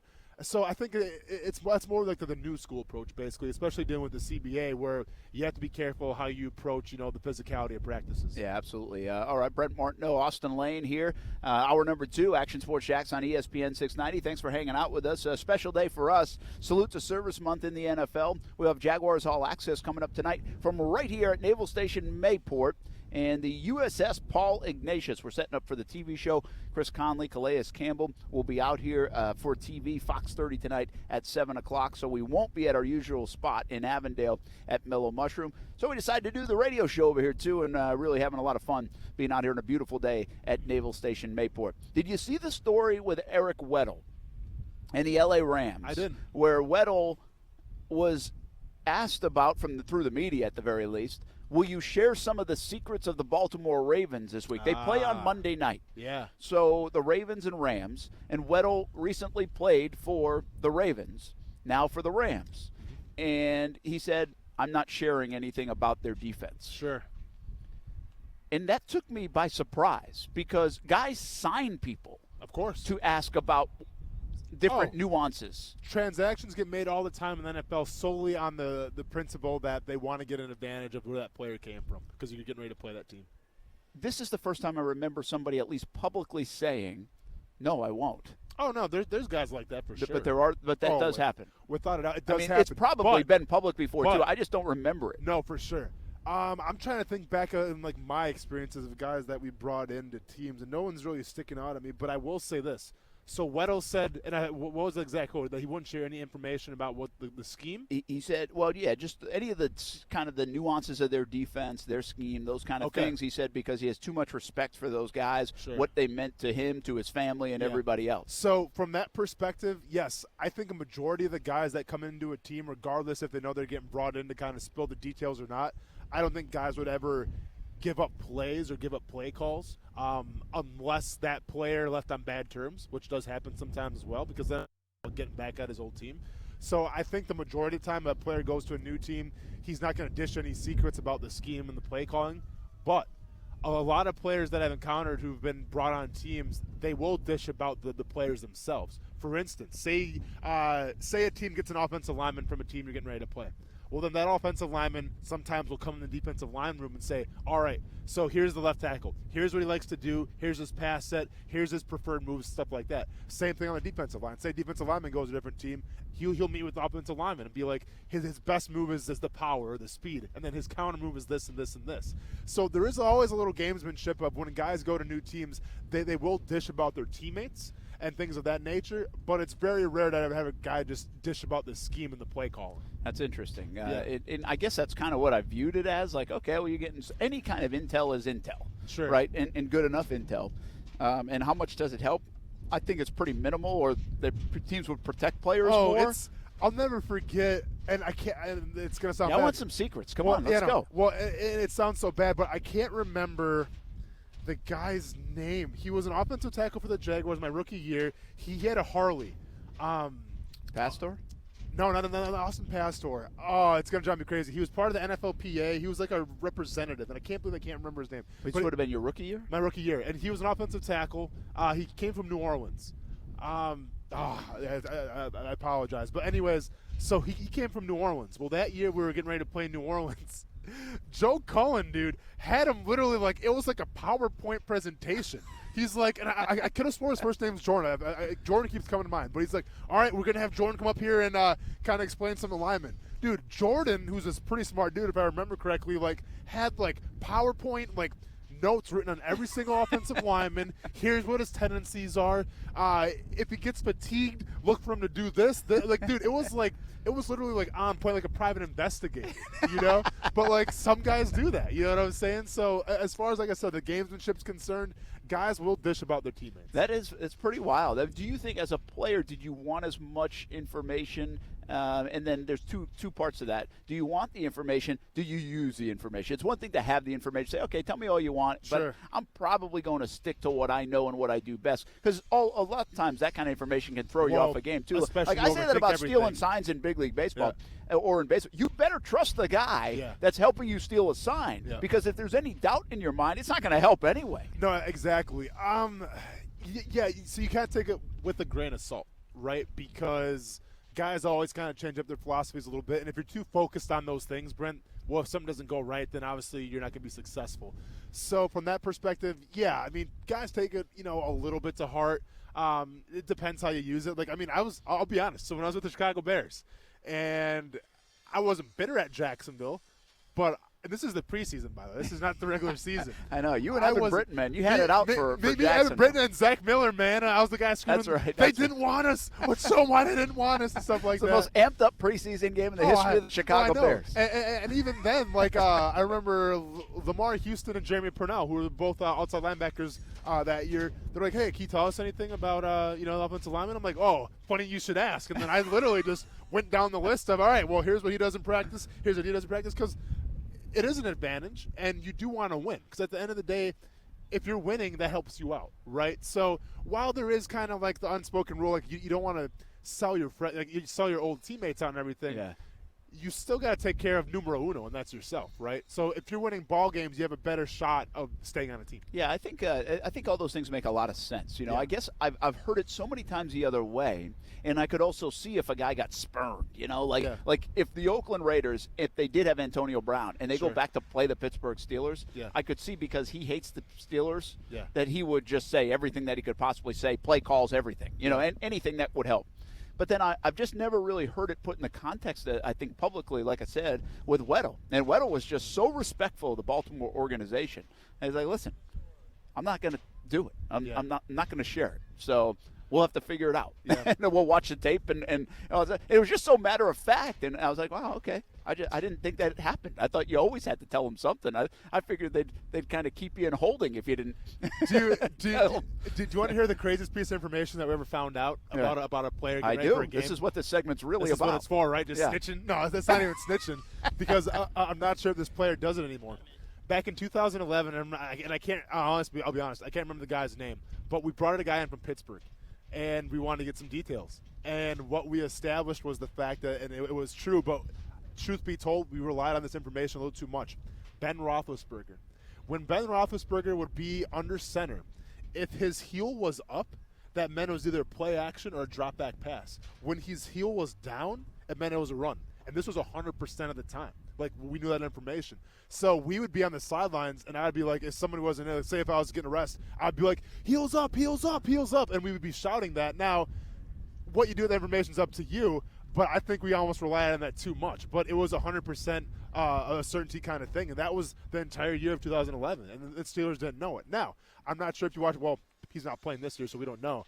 But if you watch next year, and granted, everything's out of shotgun now, but when he was out of under center, when his heel was up, it meant he was dropping back or play action pass. Wild. That's no different than tipping pitches in baseball. No, it is, man. When it comes Absolutely. to that. Everybody's got tendencies. Yeah, for sure. Basketball, baseball, hockey, you name the sport. Yep. Everybody's got one. John Bachman, I think, is back in the Action News Jack studios, and so we don't keep him through a commercial break. I'm going to hold off on this one for a minute or two, Kuz, if you don't mind. What's up, Bachman? Hey, fellas. Yeah, I'm in your seat, Brent. It's kind of comfortable over here, I got to tell you. And Kuz is actually hooking me up on the camera so I can be on the stream too. So I'm waving. Like you're not on camera enough. I mean, never can be too much, right, Austin? By the way, you better be dressed appropriately in that seat because because I will rip you. Yes, right. Well, I only have one uniform. It's pretty simple. I don't have to think too much when I head into work. By the way, Austin, I love the shades. Looking sharp. Oh, thank you, man. You look like you're ready to take off in one of those helicopters at Mayport. Well, you know what, John? I'm going to be honest here. Me and Brent were walking through the ship, and I may have overheard one of the passengers on the ship say, Passengers. One of the sailors on the whatever sailors. One of the sailors on the ship may have whispered to another sailor, said, "Is that guy a contractor?" Which hey, and they weren't talking about Brent, obviously, talking about me, and. That's probably the best compliment I could ever receive, because to me that sounds I'm like a badass. Apparently I come across that way. Yeah. Too bad I'm going to disappoint them. This just in, Austin Lane is a badass. Yeah. John, I was trailing a little bit deeper than Austin, and I heard somebody say, "Wow, is that Tom Cruise?" Oh yeah. That's a lie, but it's okay. Love it. But it's okay. This isn't Top Gun. Is it bad that when I got dressed today, I thought of Austin? I'm in his head, living rent free in Brent Martineau's head. You are in his kitchen. I love it, man. Hey, are you with Bill Austin out there at Mayport? Say hi to Bill for me if you're with Bill Austin. Oh yeah, Bill's awesome. Yeah, he's good. Bill is a tremendous follow on Twitter, by the way. Oh my heavens, that is the truth. What is his hashtag? Hey, I'm gonna find out what his handle is so we can plug his Twitter follow, because it really is amazing. Yeah, he's really funny. Hang on, I'm going to find it. There it is, at AustinBill13. All right, there it is. All right, what you got coming up tonight, CBS 47 and Fox 30? This isn't going to be on our newscast, but Iowa versus UNF tonight at 7 o'clock. Yes, in basketball. The Ospreys. This will be interesting to see if the Ospreys could pull an upset here. They've made more three-pointers than anybody in the country to this point. They're 4-1. It's the best start in the Division I era. And playing with confidence that they won't shy down with these games. I don't know how good Iowa is, John. Maybe you do, but it's not like they're the 13th ranked team in the country under Fran McCaffrey. So I'd love to see Fran McCaffrey throw a chair and Matthew Driscoll and UNF to win this game. I don't know how good they are either, the Hawkeyes. I don't know that anybody does, and I say that because they've been all over the board in this early part of the season. They've had, I know that they have two really tall guys that play a lot. I think they're both over 7 feet. But I think that if UNF hits a lot of threes, they could definitely give them a run for their money and may beat them. But I also know that Iowa has, just by nature of who they are, probably has a deeper bench and everything. So we'll see. Absolutely. Well, listen, the UNF. The one good thing about these kind of games, this is a team that's played together a lot. Like Ty even said to me the other day, he's like, look at all these top teams, and like UT Martin and whoever, name a team, UT San Antonio or whatever it is. People are hanging with Kansas and Evansville beat Kentucky. Well, the formula usually for that is for that Big Ten team, that Power 5 team, whatever it is, to have probably a younger squad or one that hasn't played together very long, and then that other school, the underdog school, to have a bunch of guys that have played together and have played a lot. And this is a UNF team that could pull an upset in the next, 4, 5, 6 weeks against some of these teams because they have done that. Well, and I think that was always the nod with Butler, VCU is another one. Where they have guys who have a lot of time playing together. They are, upperclassmen and they have more experience. And especially in the tournament time, when the tournament comes around, absolutely, that's crucial right there. Yes, seniors can be the difference, in hoops. You see that more in hoops than anything else because there's so many, with those big-time teams, there's so many one-and-dones and so many young guys. Definitely, and I think if Iowa were to play them, 3 out of best of 5, perhaps Iowa wins. But on any given night, if you get hot, I think UNF could easily win that game. So we'll see. It's I think it's going to be a good game, to be honest. And I just don't know. I mean, there's always blowout potential in these games too. That's the thing. I don't think that's Iowa doesn't blow anybody out. Let's be honest. So unless UNF is doing it. All right. So coming up on Action News Jax at 5 on CBS 47 and Fox 30, we got a couple of really big stories. Now we've been following the story of the missing 5-year-old, Taylor Williams. Brianna Williams, her mom, was moved from the hospital to the jail today. So we're looking into all of that and when her next court appearance is. And of course, she has been charged with child neglect and is a person of interest in the little girl's disappearance, but nothing has been finalized there. We also have more on the Golden Ray, the cargo ship that capsized just up a little bit from where you guys are in the St. Simon Sound, and it turns out that thing's going to be there a lot longer than they thought. When that thing originally capsized, they were hopeful that they could get it out of there in a couple of months. It now sounds like it'll be there till the end of next year. It is, wow. It's a mess. And finally, you guys I know are going to be with the Jags, and the Jags have been doing a lot of great things in the community. Well, they always do, but particularly with the Salute to Service stuff, which is I know why you guys are at Mayport. We're going to highlight some of the things that they're doing, including care packages for deployed troops. They got together and did some really cool stuff. So we're going to do all those things coming up at 5 o'clock tonight. And I'll see you at 5 and 6. I'll have a couple reports on the TV side from here on the USS Paul Ignatius. One thought you mentioned, what's the name of it again? Did you say the what ray? The Golden Ray, yes. Golden Ray. The cargo ship. You know, it's interesting. The RSM Classic is this weekend. Oh, yeah. Started today Yeah. in St. Simon's Island, Seaside Court, beautiful venue. And I was up there for a media day 2 weeks ago, and Stuart was up there yesterday. The tournament starts. They have one of the greatest views from a driving range. You know, it's just right over the water. Nice. And the 18th hole, from the 18th hole on the plantation course, I believe, you can actually see that. It's not far from the actual golf course, John. I was wondering if you the could. Golden Ray. Yeah. Oh, yeah, it's Yeah. right there. I mean, it you can clearly see it. So it's part of the backdrop of that golf tournament. That'll probably right be on now. the Golf Channel. Will the tournament be anywhere else? I'll have to watch that. It'll be kind of interesting to see if they show that and highlight that at all. I think it's a fully Golf Channel event Golf all Channel, weekend yeah. long. So it Yeah. started today, though. We'll have a little bit of it later on tonight on Action Hey, Sports can you Jack. guys see any littoral combat ships from where you are? You know, I've followed those things. There's a couple of them at Mayport now, like 5, I think. Can you see any? Can you recognize probably them? can, but I don't fully understand what you just said. These are the coolest ships they have. Be more specific. They are these ships. They look like battleships from above, but they're basically jet skis. These are military jet skis. They're big, huge ships, but they have 4 huge water jets, and they can function like they don't have a propeller. They're jet skis on a military ship. What do you got, Wow. Brent? I mean, I just don't think that's it over there. But so I don't think so, John. Okay. But not at least Ask in Bill. our view. Have I Bill will point ask one Bill. out to you. I will do that. All right. All right, man. All right, guys. We'll see you tonight. CBS 47, Fox 30. John Bachman, Tanika Hughes, Mike Burrish, and we'll join him as well on the sports side. 5 until 7 o'clock on CBS 47 and Fox 30. Then 7 o'clock, Jaguars All Access on Fox 30. When we come back, a little balling and falling, and we get back to some football talk as well on a Thursday edition. Action Sports Jacks on ESPN 690. We are live from Naval Station Mayport and live from the USS Paul Ignatius. Action Sports Jacks with Brent Martineau on ESPN 690 is brought to you by Best Bet Jacksonville and Orange Park. Now, the First Alert forecast on ESPN 690. Another beauty today under sunny skies. The afternoon high near or a little bit above 70 degrees. Join me beginning at 5 p.m. for CBS 47 Action News Jacks from the First Alert Weather Center. I'm Chief Meteorologist Mike Burrish. The Weather Center is brought to you by Beard's Diamonds, where you can get 20% off store-wide, including loose diamonds with special financing. Only at Beard's Diamonds. What's up, Jacksonville? This is Allie McDeal from both Best Bet Card Rooms in Jacksonville and Orange Park. The holidays are on the rise. Celebrate with the family and friends by serving a delicious honey-baked ham on your Thanksgiving table. Throughout the entire month of November, all high hand winners will receive an 8-pound honey-baked ham. Head to either Best Bet location and pick up your Thanksgiving dinner today. For more detailed information, visit them on the web at bestbetjacks.com. Best Bet, where anybody can win. It's that time again, the time when I can finally say my favorite 3 words. No, it's not I love you, though those are pretty good words too.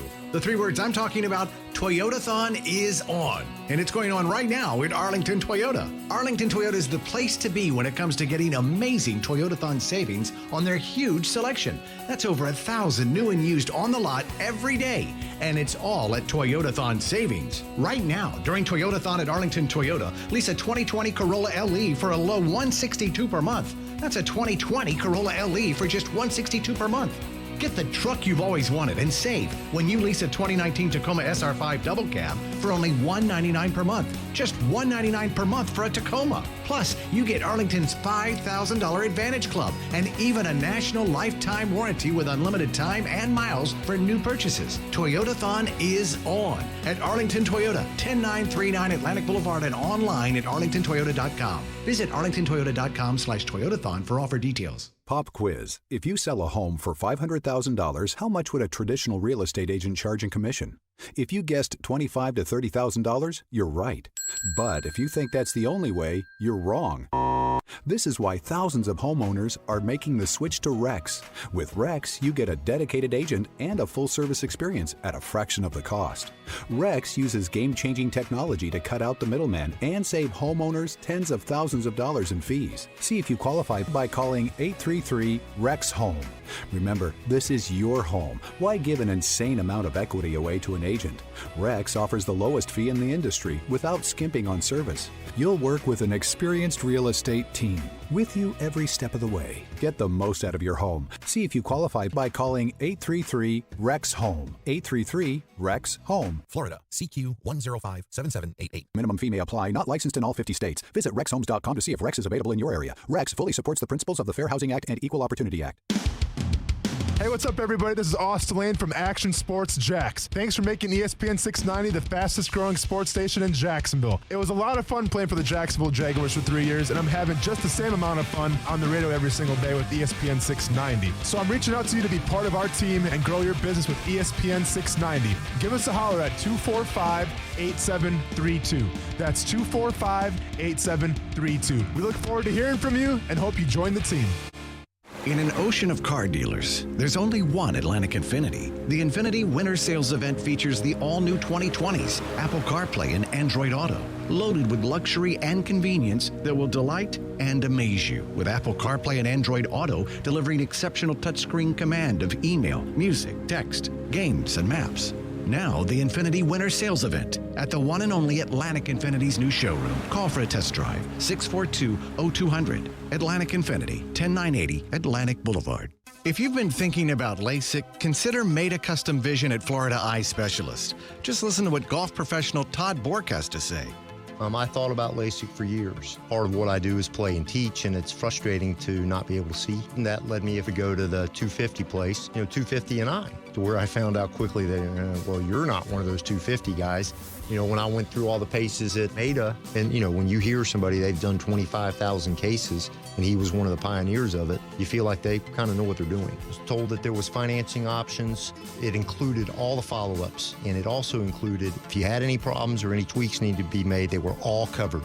See why thousands of patients have chosen Meta Custom Vision and Florida Eye Specialist for their eyes. Call 268-EYES or online at metalaser.com. Hurry before your HSA or flex spending accounts expire at the end of the year. Your eyes deserve the very best. Meta Custom Vision at Florida Eye Specialist. 268-EYES.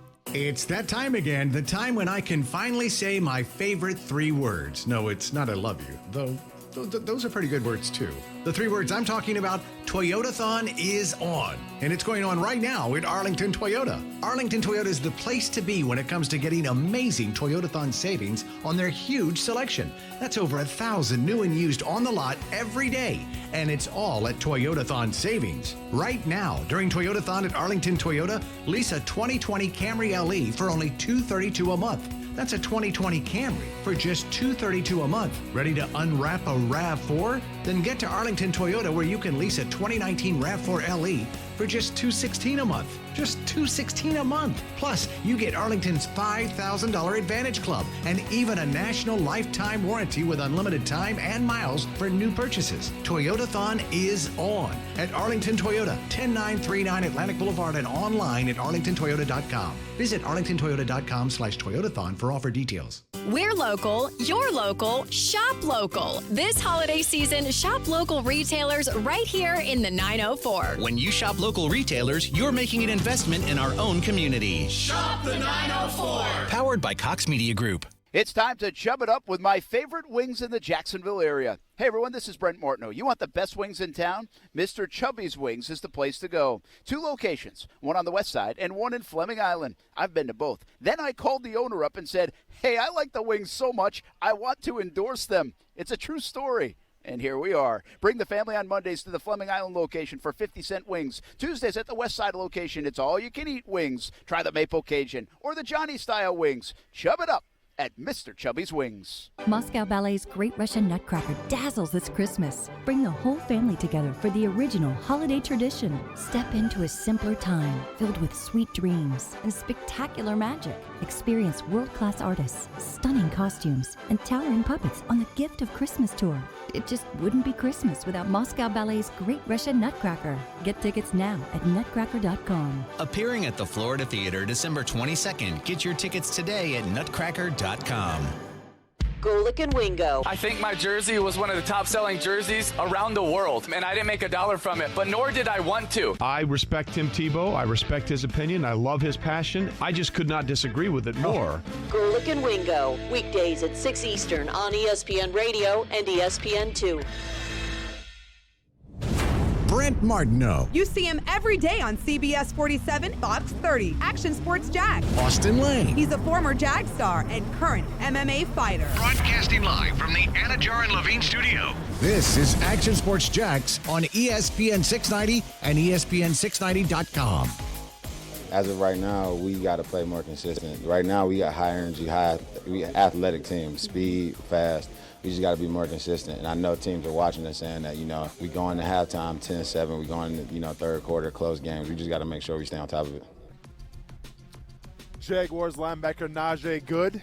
Hopefully they can get a little more consistent against the Derrick Henry-led Tennessee Titans.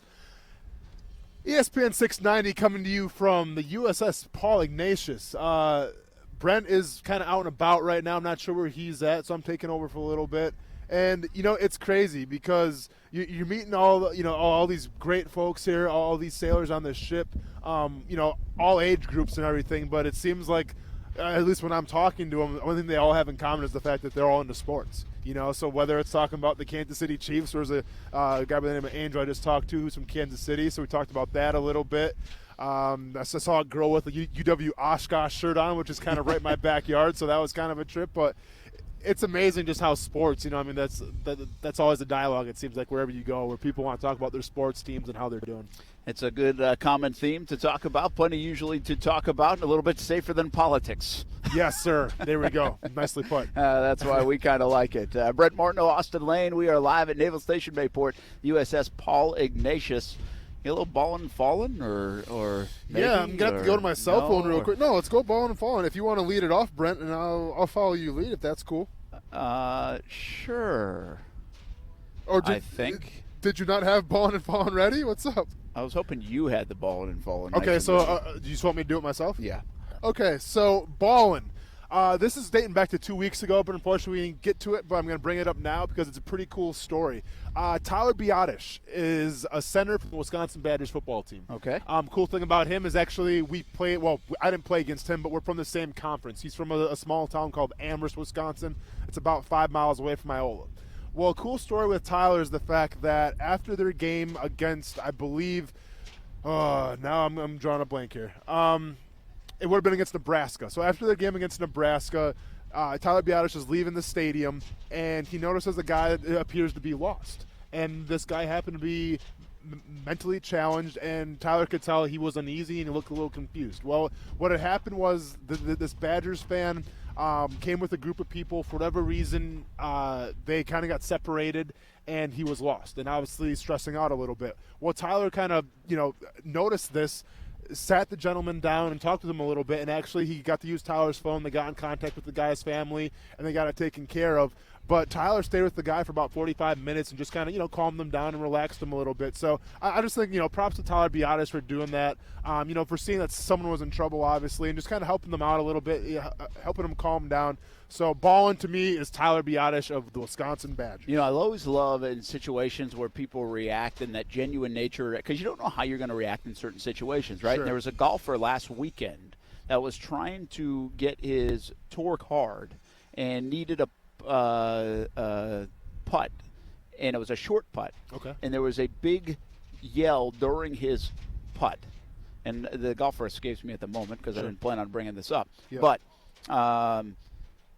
he of course was like, "Oh my God!" It was a huge putt for him. Yeah. And missed it.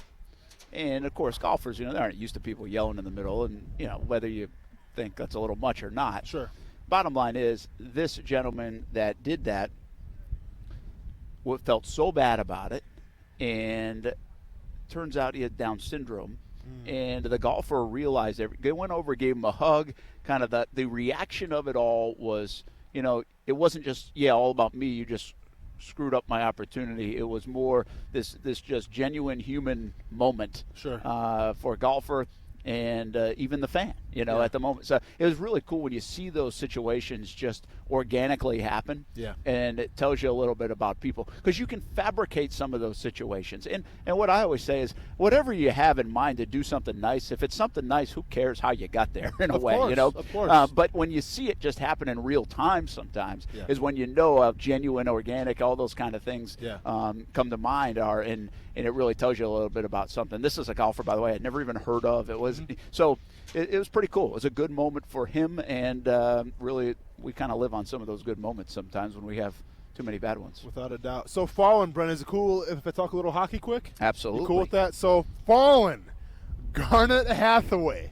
In case you didn't see the news, Garnet Hathaway, his name is, plays for the Washington Capitals. Sounds more like a real estate investor, right? Doesn't sound like a hockey player.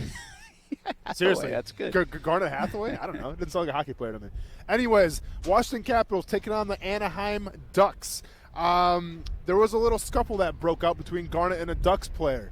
Well, unfortunately, the scuffle resulted in Garnet spitting in the opposing player's face.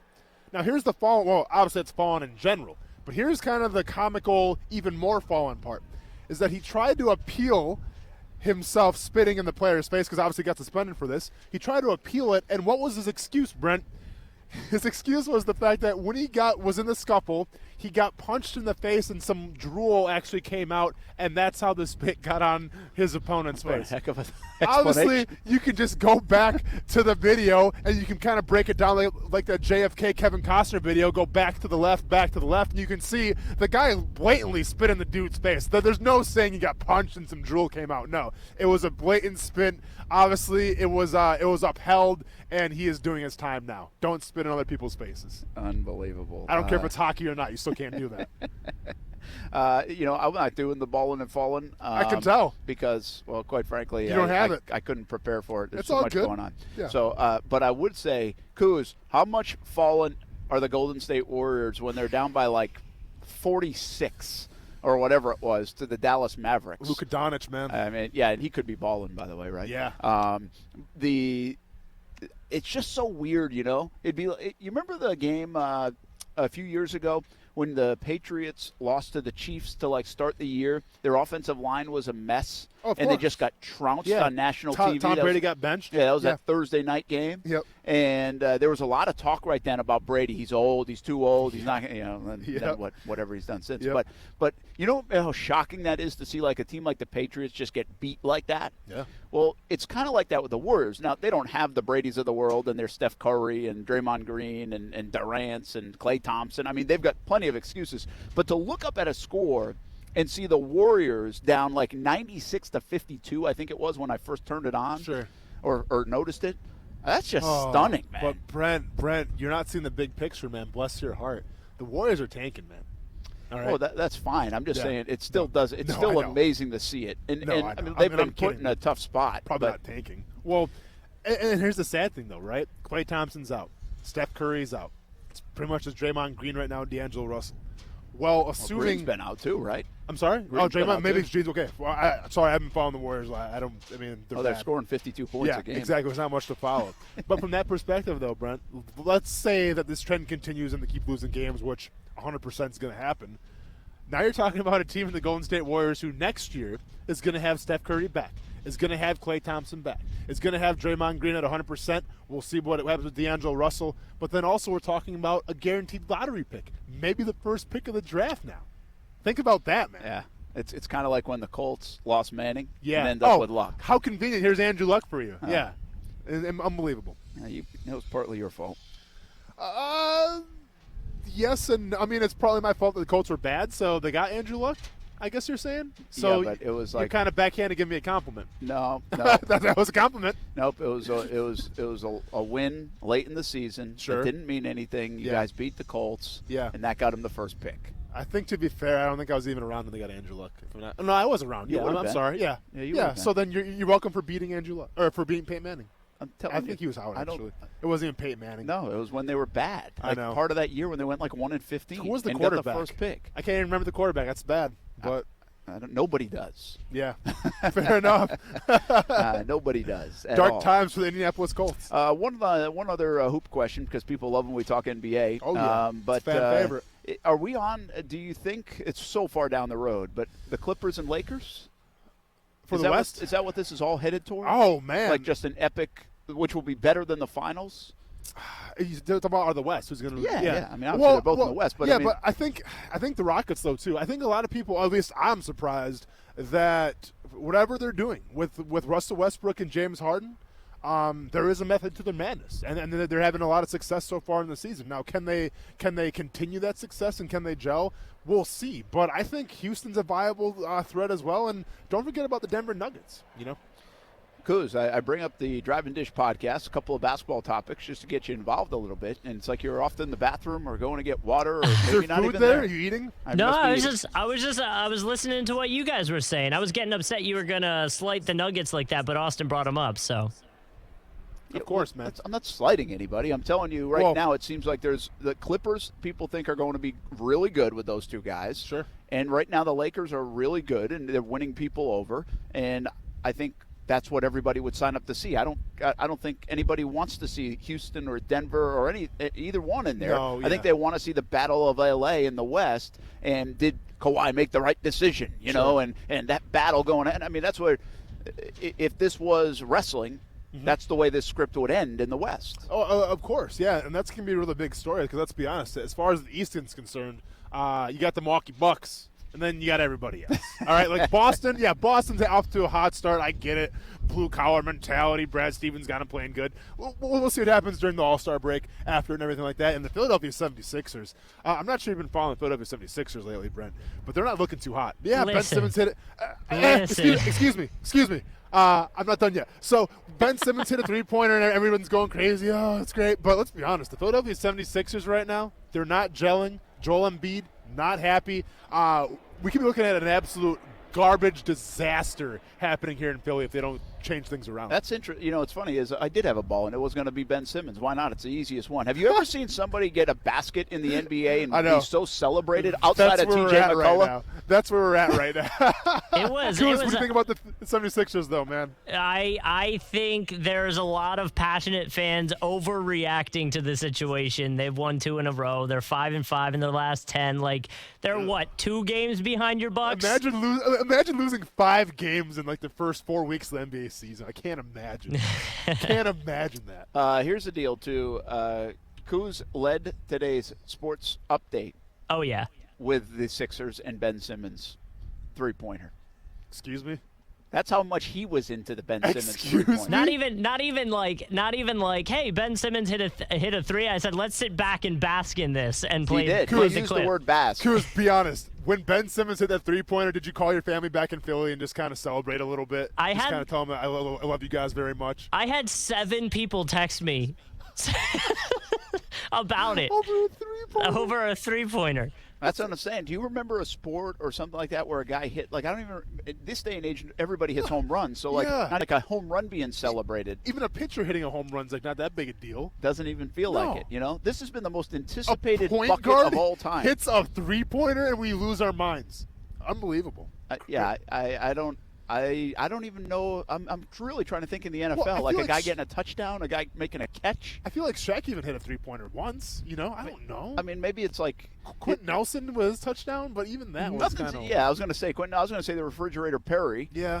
Maybe scoring a touchdown this week, but that wasn't anticipated. No, everybody's been talking about Ben Simmons and his three-pointer forever. Not shaping the culture. All of a sudden, look out, Steph Curry. Ben Simmons hit a three-pointer. All it takes is one, you go from there. It's really silly. Hey, he's 100% on the season.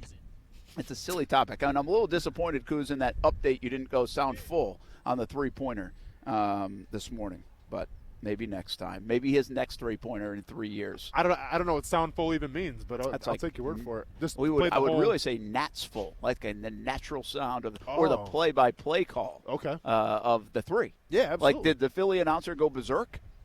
I'm sure they all did. I'm sure everyone Did Mike Breen do that game? Bang!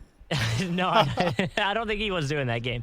That's the thing is, I think the announcers were actually, debating who was going to be the one that would get to call it, Because it's like right up there with the Miracle on Ice and everything.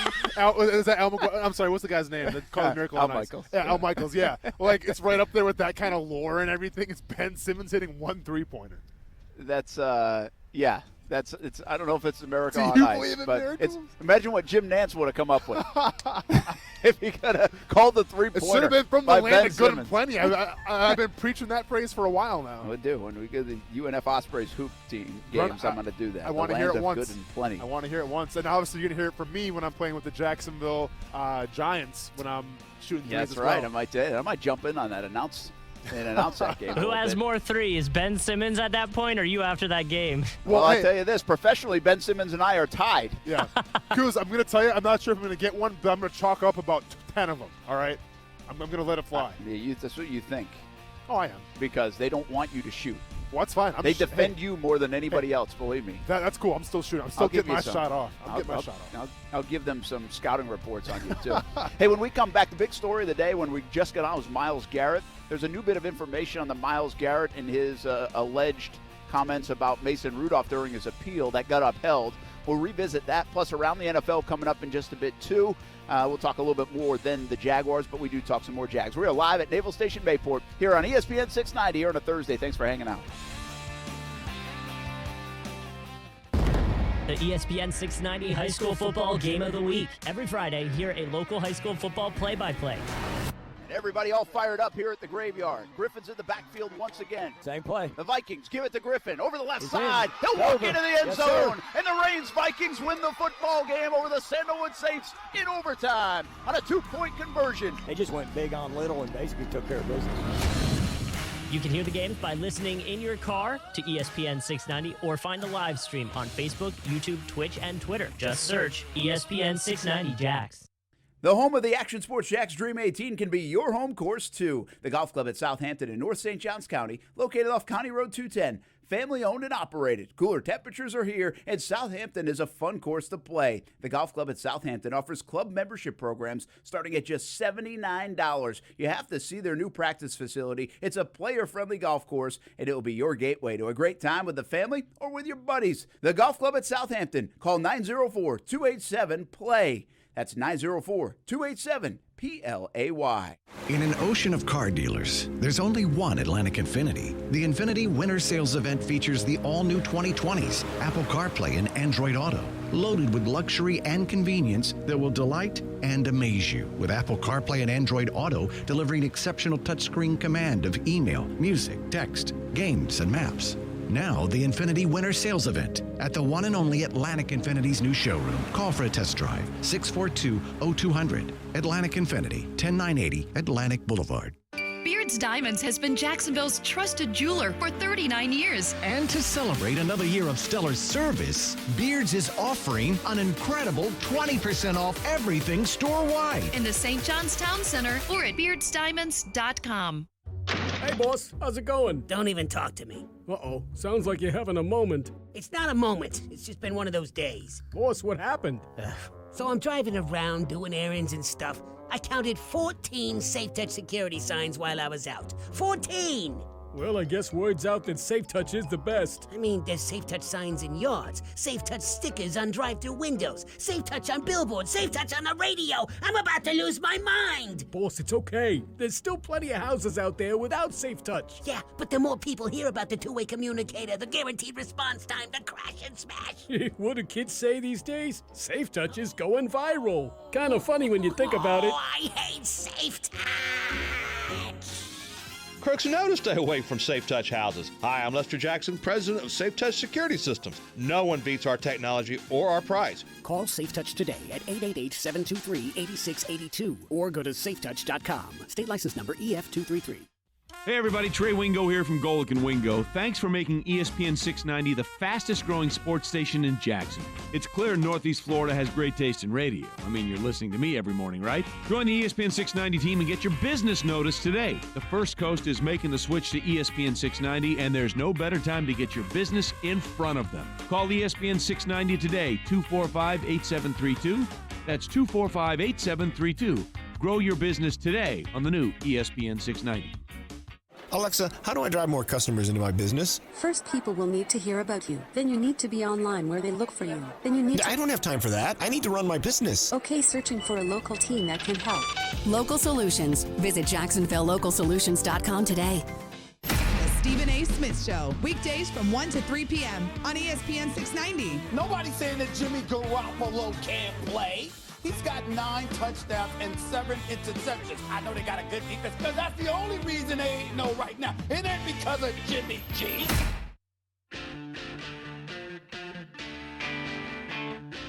Hey, I'm Jay DeMarcus from Rascal Flats, and this is Action Sports Jacks. Especially, man, when the D-line up there getting it, man, when Josh up there getting sacks and him, Calais and Jan, I mean, that make my job a lot more easier, you know, because we back there, we going to cover for him. And I tell Calais, she's like, hey, all I need is 3 seconds. I'm like, bro, I'll give you 5, you know what I'm saying? But we just got to do it. That's DJ Hayden, Jacksonville Jaguars nickel corner. It's like, can you not say like what Calais would say without doing the voice? Hey, was that Calais Campbell, or is that like a crossbreed between like Eeyore and I don't know what that was, man? Wow. Listen, I've heard many a player try to Can't do mimic the Calais Campbell voice, and Can't do it. It's just impossible to do, I think. You can't draw the Mona Lisa, and you can't mimic Calais Campbell's voice. I agree with you. It's too perfect. I think it's pretty hard to do. Brett Martineau, Austin Lane, this is a cool day for us. We are out here at Naval Station Mayport on the USS Paul Ignatius. Really fun day if you're just joining us. We took a tour of this destroyer, this ship a little earlier, and just cool people letting us educating us, really, but letting us hang around and what they do on a daily basis. And we're going to have our TV show coming up tonight, 7 o'clock, Jaguars All Access. That one on Fox 30, and it will be right here, just behind us, actually, as all our fine folks from CBS 47 and Fox 30 Action News Jacks are setting up for our television show. The radio show setup is a little bit easier. Yeah. I mean, I guess I didn't know what all goes into making your TV show work here, Brent, but we got like 5 people, 6 people on staff right now setting this thing up. It looks pretty intense. Yeah, it's pretty intense. They've been out here a while, and there's a lot of things that go into the television side of it to make it look good. I mean, I think we just look fine on the video platforms here on YouTube and Facebook and Twitter and Twitch. Yeah. Once again, I thank you. More than 1 million views here on Action Sports Jacks on ESPN 690. And if you get a chance to view this, it's a pretty cool backdrop on a windy but beautiful day here at Mayport. So once again, we're going to have to do this a little bit more often. I think, right? Bill Austin said, hey, come on out, do this anytime you want. He was pretty enthusiastic about that, and I'm in, man. Like, this was, like I said, I mean, as far as the locations are concerned, we've been some pretty cool spots. This one might take the cake because, like I said, I've played the video games before, Brent, but actually to be on a battleship, you know, it's a pretty cool thing, and it's way better than the movie was also. Did you ever see Battleship? I didn't. With Rihanna? No. Very disappointing. Very? That's no name. Very disappointing. Rihanna or the movie? No, come on, man. Don't badmouth Rihanna. I'm talking about the movie Battleship was disappointing. Hey, the big story today is Myles Garrett. Just happened right before our show about the suspension being upheld. Their appeals have all been heard. I didn't realize that process was so quick for something like this, but it was quick. And Marquise Pouncey's suspension reduced from 3 games to 2. A little bit surprised, to be honest with you. I didn't think anything would be reduced. I thought maybe more fines could be and would be dealt out, and I think we're still waiting to hear that part of it. But the appeals have now been done, and Myles Garrett is upheld. Indefinite suspension continues. And so it will be a revisit with the commissioner of the NFL at some point to get back in the league. And we know it's through this year, playoffs included if the Cleveland Browns are fortunate to make it that far. But there was a new development in the Myles Garrett situation because several reports from ESPN, Adam Schefter, and I think Josina Anderson as well, saying that during that appeals process, Myles Garrett said a racial slur was used by Mason Rudolph that prompted his outrageous action with the helmet and hitting Mason Rudolph eventually with a swinging helmet last Thursday night. We talked about it at the top of the show, and the NFL has since said, Brian McCarthy, who's the PR man for the NFL, according to Schefter, said that there is no evidence of that. So, again, it could be simply he said, she said. Correct. But there's a lot at stake here. Mason Rudolph, if you've been listening to our updates, his attorney said this is much more harmful than even the helmet hit, accusing someone of that if it didn't happen. And you started the show by saying there are some peculiar timeline things that make you wonder how true this would have been from a Myles Garrett situation, even though something like that would make you go and react a little bit out of norm. And listen, I haven't really been on social media the past couple hours here, so I don't know what's transpired, but I haven't heard of any of his teammates coming to Myles Garrett's defense, okay? Because, and listen, I'm not Myles Garrett, all right? But if someone was to call me the N-word on the field, not only would I retaliate, but I would also clue those close to me, my teammates, my brothers, what transpired. And from there, and I get it, it's a structured environment, it's a sport. But when that gets brought into play, when a derogatory term like that, especially from your opponent, gets brought into play, I mean, you talk about like malice in the palace and things like that, Brendan, basketball. I mean, you bring that into play and you say, hey, this guy said what he said, and he's a white quarterback. There would be retaliation, if not on the field, off the field, in the locker room, in the tunnel, on the sidelines, wherever it would be, that would be addressed and would be taken care of. Now, guys might get fined, guys could get suspended. I get that, but there's just some things where it's bigger than football, and that's one of those things. So the fact that we didn't see any of those transgressions, Aspire, we didn't see any of those things take place. We just saw Myles Garrett take Mason Rudolph's helmet, try to beat him with it. That got squashed, and then both teams went to their respective locker rooms, and that was pretty much it. Yeah. Okay? And that red flagged you on these allegations. Yeah, exactly. So the fact that nothing occurred after that, the fact that players weren't coming forward and say, well, Mason Rudolph said this, and that's not right, the fact that Myles Garrett didn't even say anything until he had to meet with the NFL officials, I don't know. I'm never going to call anybody a liar when I don't know the whole situation. But like I said before, it's very peculiar. Yeah, it's peculiar on a couple of fronts. And this, I've tried to think about it, right, from different ways. First of all, Myles Garrett would love this suspension to be reduced. Oh, without a doubt, yeah. And everybody would like it reduced. That's on his team, his camp. So what would you do? Could you say anything to try to get it reduced? And a lot of people even hinted last week, said, well, what sparked this? Did Mason Rudolph say anything? They brought it up. They didn't say he did, but they wondered if he did. And so that curiosity was already out there. And so I think from Myles Garrett's, I'm trying to put myself in his spot a little bit. Sure. And would you say, I'm going to try to wiggle my way out of this as much as I can?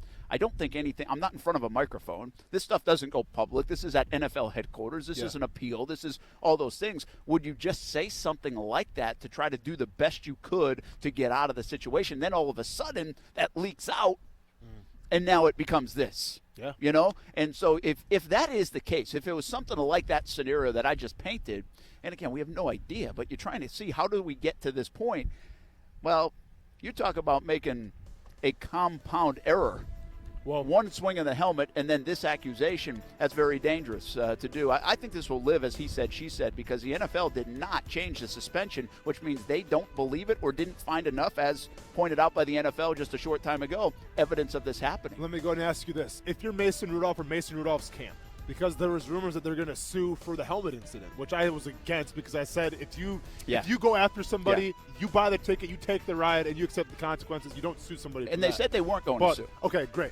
But if you're Mason Rudolph now, and these allegations, let's say, are obviously false, do you try to seek legal stuff there? Yeah, well, I think the words of his attorney, what he said today in a statement about Mason Rudolph, might indicate he could. But I'm asking, would. But I'm asking, if you're Mason Rudolph, do you do it yourself, or do you still? Is it still?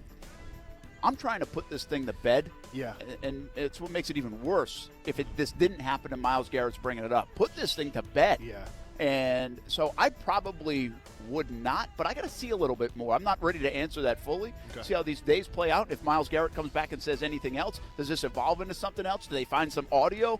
I'd kind of sit on this one for a little bit. When we come back, we talk more about the NFL. We'll get Ryan O'Halloran's opinion on this as well. Live from the USS Paul Ignatius on ESPN 690. What's up, Jacksonville? This is Allie McDeal from both Best Bet Card Rooms in Jacksonville and Orange Park. Head to either Best Bet location November 30th for a chance to win $12,000. Jump in a cash game at either location for a monster high hands. The player with the highest hand between noon and 6 p.m. will receive $6,000. Stick around. The high hand will reset, and the player with the highest hand between 6 p.m. and midnight will also receive $6,000. For more detailed information, visit them on the web at bestbetjacks.com. Best Bet, where anybody can win. The Home Depot delivers on your terms. Just say when, where, and how. Get free delivery on over 1 million items. No membership required. Need it fast? Order in-stock items online and pick them up in as little as 2 hours. Or tell us when you'll be home and we'll bring your order to your front door today. This is how doers get more done. The Home Depot. More saving, more doing. Visit HomeDepot.com for details. It's time for some straight talk. You know those football players who are all talk, no show? Well, big wireless carriers aren't much different. Well, Straight Talk Wireless doesn't give you the hype, just the savings. For just $45 a month, you'll get the unlimited plan with 25 gigs of high-speed data, then 2G. No contract. All on the same 4G LTE networks as the big guys, but up to half the cost. Savings delivered right to your wallet. Only at Walmart. Savings may vary. See terms and conditions at straighttalk.com. Broadcasting live from the ESPN 690 Anajar and Levine studios. Anajar and Levine Accident Attorneys. Call 904-600-4000. That's 904-600-4000. ESPN 690. Jacksonville's home for ESPN Radio. WOKV Jacksonville. Listen live everywhere you go on ESPN690.com. ESPN 690, a Cox Media Group station. ESPN Radio Sports Center. I'm Kevin Winter. Interesting day on the one-week anniversary of the Browns-Steelers brawl. First, the report from Adam Schefter and Josina Anderson that during his appeal of his indefinite suspension yesterday, Myles Garrett said Mason Rudolph called him a racial slur before the brawl. It's an accusation like that then sent everyone into DEFCON 2 mode. Then, while the story was percolating, the news comes down that Garrett's indefinite suspension is upheld. Then the news from the National Football League that they looked into Garrett's claims about the slur and found nothing. Cam Hayward, Steelers defensive lineman, before the news from the NFL came out. Personally, I went up to Mason right after the game. I said, how did this escalate to that? And he told me, he kept dragging them to the ground and, they were going back and forth, but it never got to a racial slur. For it to be used in your appeal, it's just stupid to me. Own up to your mistakes and move on. So as of right now, it appears Myles Garrett has lied. Rudolph had denied the claim. His attorney issued a blazing statement that read in part, "It is a lie, and the malicious use of this wild and unfounded allegation is an assault on Mason's integrity." Right now, Dodge is offering Power Dollars. Get $10 off for each horsepower of your new car, all the way up to $7,970 off for a Challenger SRT Hellcat Red-Eye. Hurry into your local Dodge dealer today.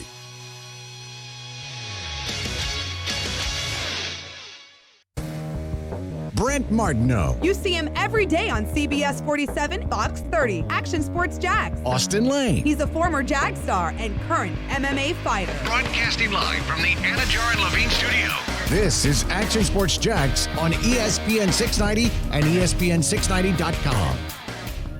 Got over it, I had a long talk with the coach, but the most, I think certainly the talk I had was with my dad.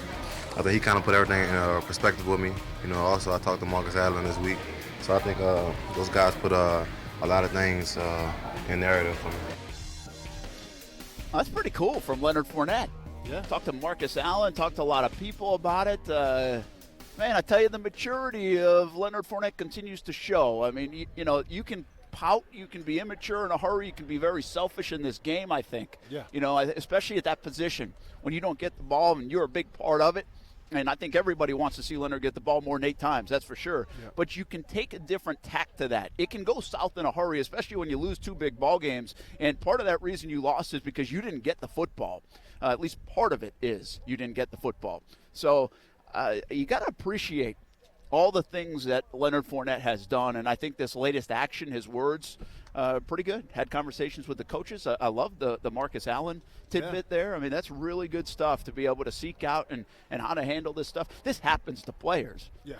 This isn't just an isolated Leonard Fournette thing, but I think it continues to show his growth. We have Ryan O'Halloran jumping in just a moment. We are live from Naval Station Mayport, the USS Paul Ignatius. During this interview, I'm going to step out for a couple minutes. I got to do TV, so Austin will take it. Then I'll jump back in right after I do a little bit of TV on CBS 47 and Fox 30 from the USS Paul Ignatius. Before we do all that, let's hit the happy hour horn to get this 5 o'clock hour started.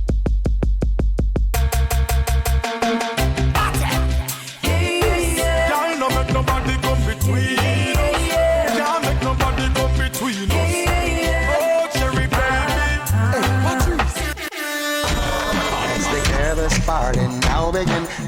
beautiful ladies marching in. There's enough for everyone to win. We're gonna make this party the best thing happening. This is my favorite place. Nothing will replace, no. Nothing. Anything goes. Gangsters rolling, half face smiling, heads up, think of the rhythm what you're drinking. Anything goes. Hey.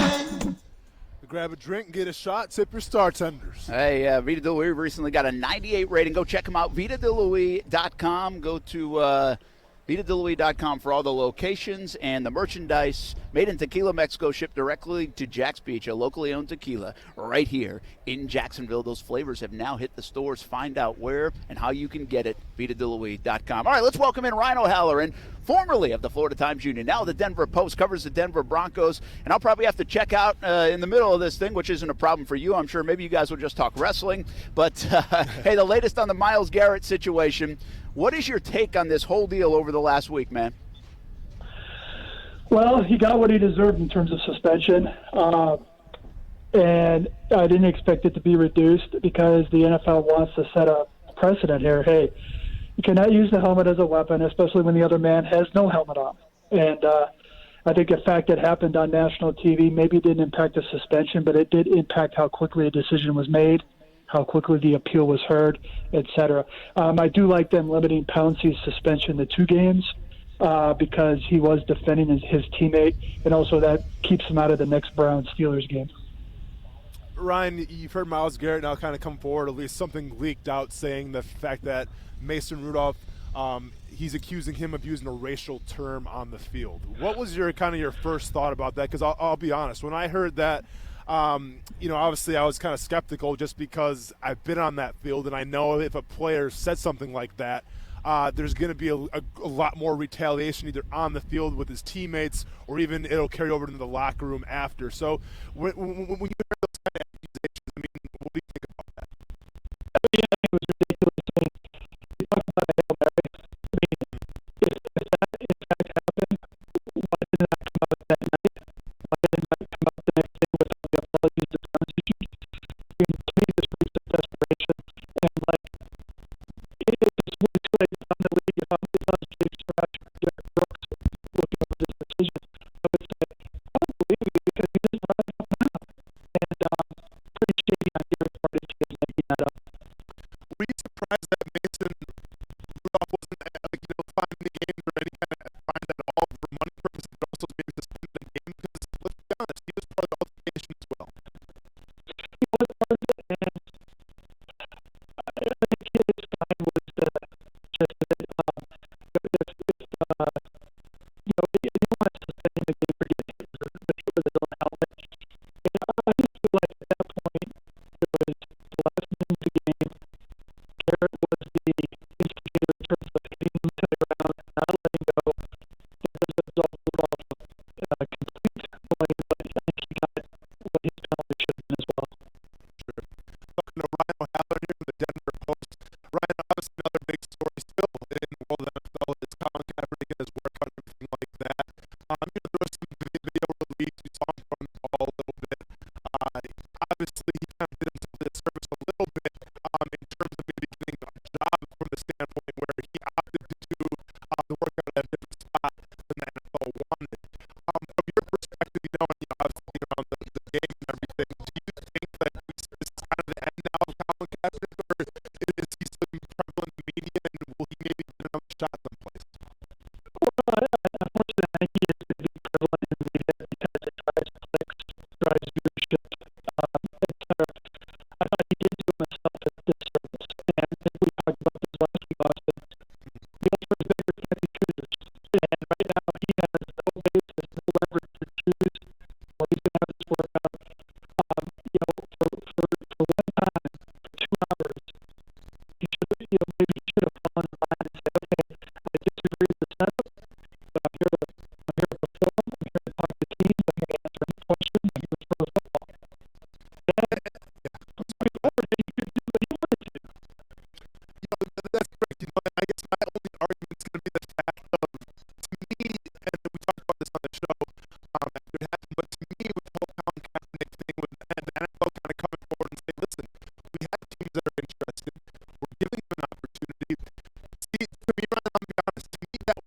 circus in itself because teams that come forward and actually say they're just a Colin Kaepernick, you know how cutthroat the league is, Ryan. And the fact that no team signed up to have a private workout before this took place because the team wants to get every single advantage that they can. So you say Colin Kaepernick comes out in front of 25 teams, whatever the number was, he comes out, he performs well. Well, now you're going to have all these bidders. So to me, I don't think a team was ever really interested in Colin Kaepernick in the first place. I think it was just, like I said, it was a circus to the standpoint like, listen, people are still asking where Colin Kaepernick is. It is still a very hot button issue.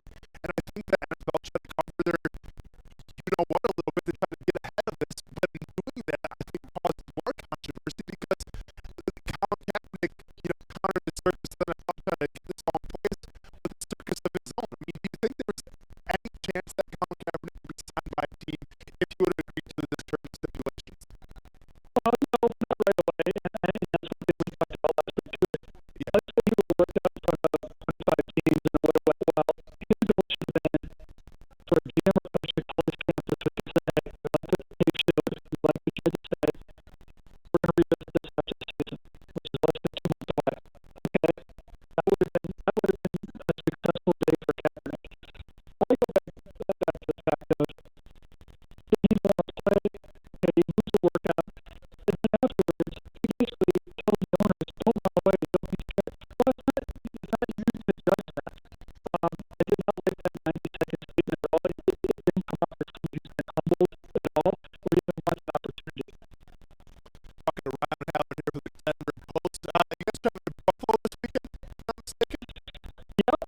And Buffalo is in that 7-3 range, a couple of those games against Rutgers.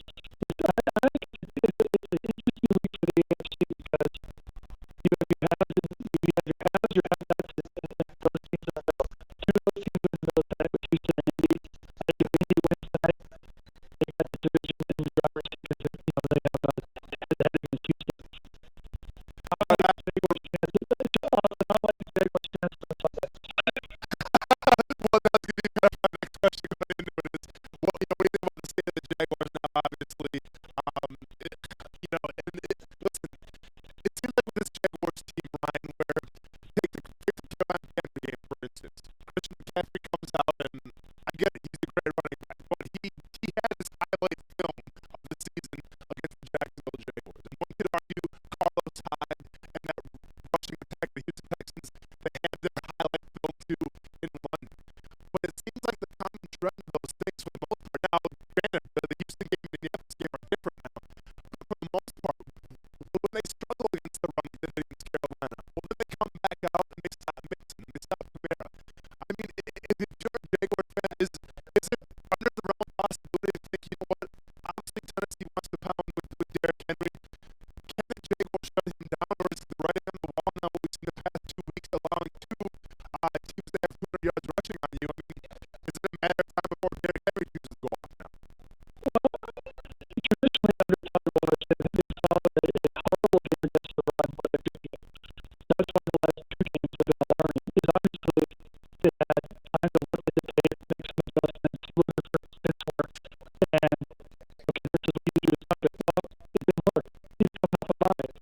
Derrick Henry's got to be salivating at this chance because he's had some big carries in the games against the Jaguars. He's had a couple of games that he's neutralized. My problem is they've never played well after. They won that Augustus first year in 2013. That was a terrible Titan team. They were embarrassed their last year. Just watching Doug Marrone's press conference yesterday, I saw a guy who made it look at Atlanta, and like he is in trouble. And this ship has sailed all the way to one year because they tried everything. They probably were banking on the fact that Nick Foles was going to give them a boost and lead them to victory. It turned out that way. He had a lot of rust. Listen, I'm not sure how much time you spent watching the Jaguars Colts game, but to me the writing was on the wall.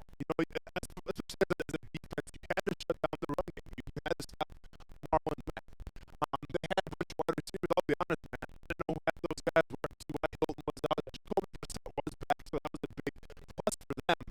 But to me, the writing's on the wall. We had to shut down the run game. And we came in the studio on Monday, and I think a lot of the fan base would agree with my tour. You want to blame the players, right? Like Miles Jack didn't play that well.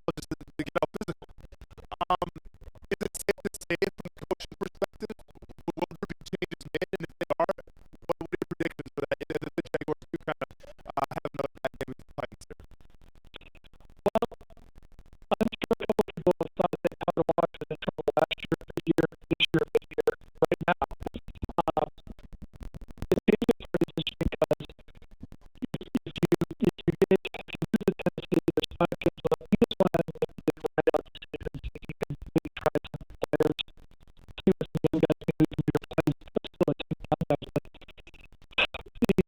But I think they probably made all the changes they're going to make. You know, when they changed offensive coordinator last couple of years, they felt like that was going to create a spark.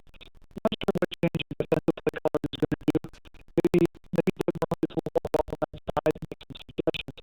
Keep the Jaguars. I always like Yanni come back against Caleb Long. I think that's a matchup the Jaguars can win all day, and they did 2 years ago in Jersey. Key is you got to get them in the passing situations. Tannehill's still been sacrificed 17 times in 5 games. That line isn't great as a pass protecting group. You have to do something on first down and make Tannehill throw it. They can drop back because he's not greatly mobile, but the way the Jaguars get a road win is strip sack on the short field. Interception takes it. Something early so the players on the sideline don't go, here we go again, this is not going to be good. Ryan O'Halloran, man, we appreciate you coming on the show as you do every single week. I guess I got one more final question before we let you go here. It's a little off the cuff here, but you guys are traveling to Buffalo. As far as what you've seen around the NFL, and I'm sure you've been to a lot of places, obviously. Craziest tailgaters out there now, the Buffalo Bills fans. I'll share a quick little story, then we'll let you go. My welcome to the NFL moment. My first year playing in the league was we traveled to Buffalo, and I knew nothing about it. Didn't know where Orchard Park was, didn't know where the stadium was. But as we're driving to Orchard Park, as you probably know, it's kind of off in the country a little bit. And it reminded me a lot of Green Bay. You know, I mean, it's kind of in the middle of nowhere. And we talk about Green Bay, you're talking about some humble, you know, and just welcoming fans. Well, our bus pulls up outside the stadium, and I kid you not, there's 100 fans of all ages, grandmas, children, all in a straight line, giving us the middle finger as we pull up to the stadium. I was like, wow, this is kind of a great time to turn. So from your perspective, you've been to a lot of places, probably one of the craziest fan bases around. It is, and you know, 2 years ago, all they talked about how the Bills were going to infiltrate Jacksonville and buy all the tickets for that playoff game. Well, they bought the tickets, right? They're just parking houses because they sure as hell run in the stadium because those all Jaguars fans. But you're right about Buffalo Stadium. Literally, in the Bills Stadium, they tell you, take a left off Austin's house, and there's the parking lot. So that's the kind. I will compare Buffalo fans, the closest I can come to Detroit, are the Philadelphia fans. Ryan O'Halloran, by the way,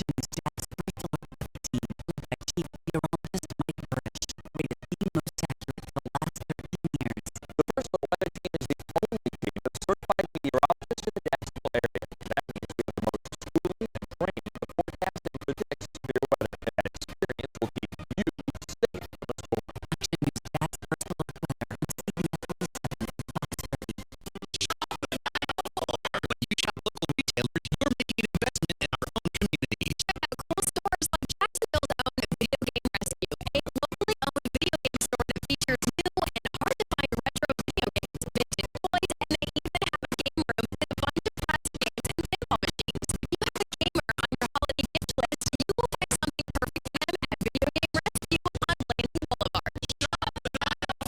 Powered by Cox Media Group. Visit shop904.com.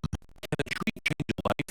At Trees for the Future, we believe trees make all the difference in the fight against poverty, hunger, and climate change.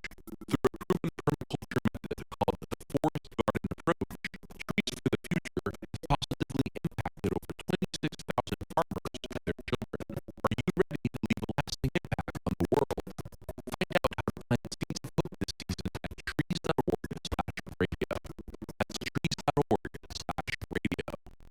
Small business owners, it's been a great year, and now it's time to begin to make some end-of-year decisions. Instead of giving your hard-earned money to the tax man, consider reinvesting in your business with a quality pre-owned truck, van, or commercial work vehicle from Jacksonville Truck Center. With the largest selection of pre-owned work vehicles in North Florida and easy commercial financing, let us be your one-stop shop to get the job done today.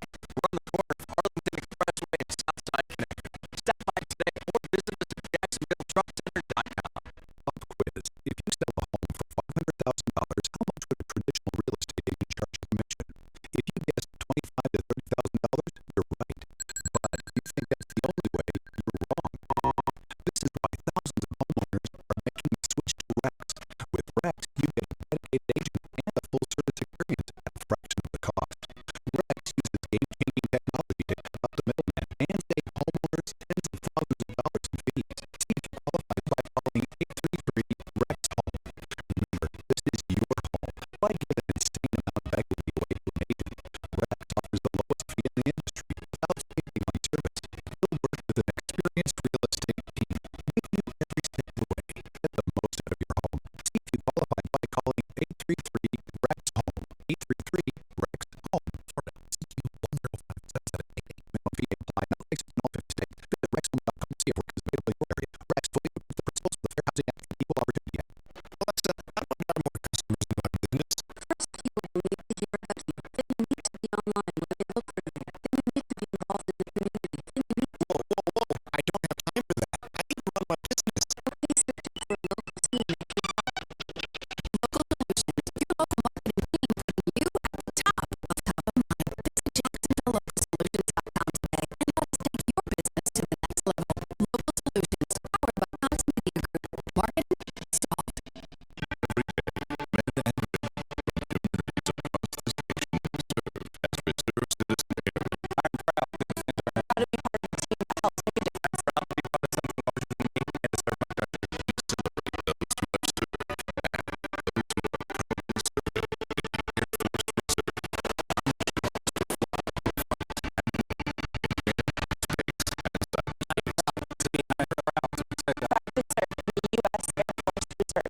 In the ocean of car dealers, there's only one Atlantic Infinity. The Infinity Winter Sales Event features the all-new 2020s, Apple CarPlay, and Android Auto, loaded with luxury and convenience that will delight and amaze you. With Apple CarPlay and Android Auto delivering exceptional touchscreen command of email, music, text, games, and apps. Now, the Infinity Winter Sales Event at the one and only Atlantic Infinity's new showroom. Call for a test drive. 642-0200. Atlantic Infinity, 10980 Atlantic Boulevard. What's up, Jacksonville? This is Allie Deal from both Best Bet Car Rooms in Jacksonville and Orange Park. The holidays are on the rise. Celebrate with your family and friends by serving delicious honey-baked ham on your Thanksgiving table. Throughout the entire month of November, all high-end winners will receive an 8-pound honey-baked ham. Head to either Best Bet location and pick up your Thanksgiving dinner today. For more detailed information, visit our web at bestbetjacks.com. Best Bet, where anybody can win. This sounds scary for the Morgan Project. Each year, nearly 2 million children die from preventable diseases. Each day, 30,000 people die from hunger. 500 each hour are children. The Morgan Project is turning this around. We need your help. To learn more, go to morganproject.org. That's BORGNproject.org.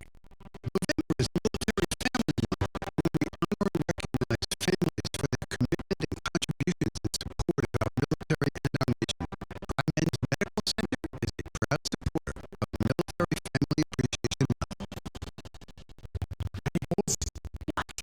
It's okay to get out of here yet? No, the cops may be still patrolling around out there. Give it another 10 minutes. Okay. Boss? What? You still mad at me? Let's assess the situation, shall we?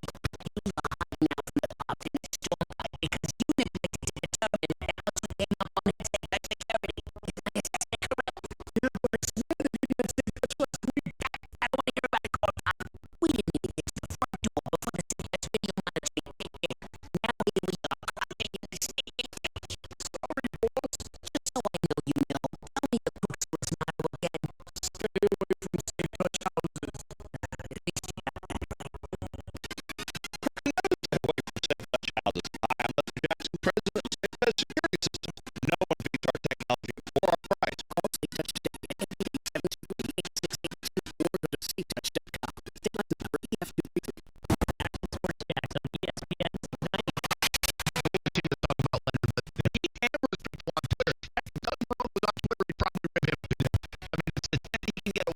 At Brett Austin, weekdays 3 to 6 p.m. on ESPN 690 or ESPN690.com. See him every day on CBS 47, Fox 30. Action Sports Jack. He's a former Jack star and current MMA fighter. Sports Jacks on ESPN 690 and ESPN690.com. Now, I got to spend a couple of seconds. I can see how Muhammad has been on the NFL. I see the real squad actually playing the lineup. So then it just showed me like what I need to do and how I need to play it. And now it's just moving at a fast pace. So yeah, man, a lot of stuff like this with the press. We're back on the USS Paul Ignatius. I think we're joined by Stuart Weber in the studio. Hope you guys can see us in the background if you're watching on one of our streaming platforms, Twitter, Twitch, YouTube, no longer on Mixer, I don't think, on Facebook as well. But I'll tell you right now, man, someone's got to take a screen cap of this and make this like their wallpaper on the computer. This is an incredible view here. We actually experienced them lowering the flag and that whole process right there, which is really a cool scene. So obviously we had to leave the deck for a second while they do that, but we got to watch them do that. So that was very cool. So joined by Action Sports Jack, Stuart Weber, man. What you got for us? What's happening? We're a little salute to service. That's pretty cool that you got a little battle of the sunsets and a little hashtag salute to service all in one while you guys are out there. It looks gorgeous, obviously, from what we can tell with the video feeds.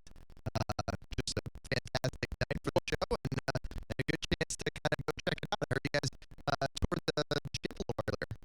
Yeah, we did. And speaking of Battle of the Sunsets, I might be in for Battle of Hypothermia because I made a tactical error by not wearing pants out here. I'm wearing shorts right now. Huge mistake on my part, but I'm a Wisconsin boy at heart, and I'm gonna pump through.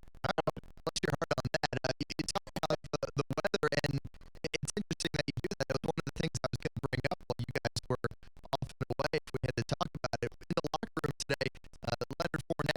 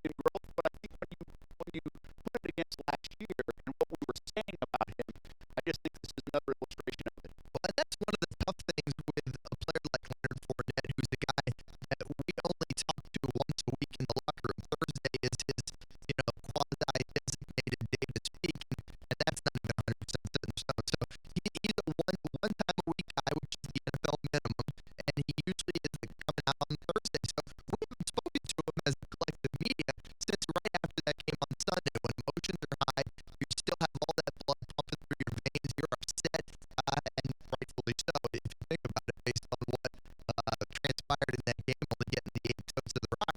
And so we're going into this interview wondering, is Leonard going to be pissed off? Is he going to be upset still? Because we haven't talked to him since right after that game. So you get all the way to Thursday and you're like, well, is it still lingering? No, he, like you said, he showed some maturity.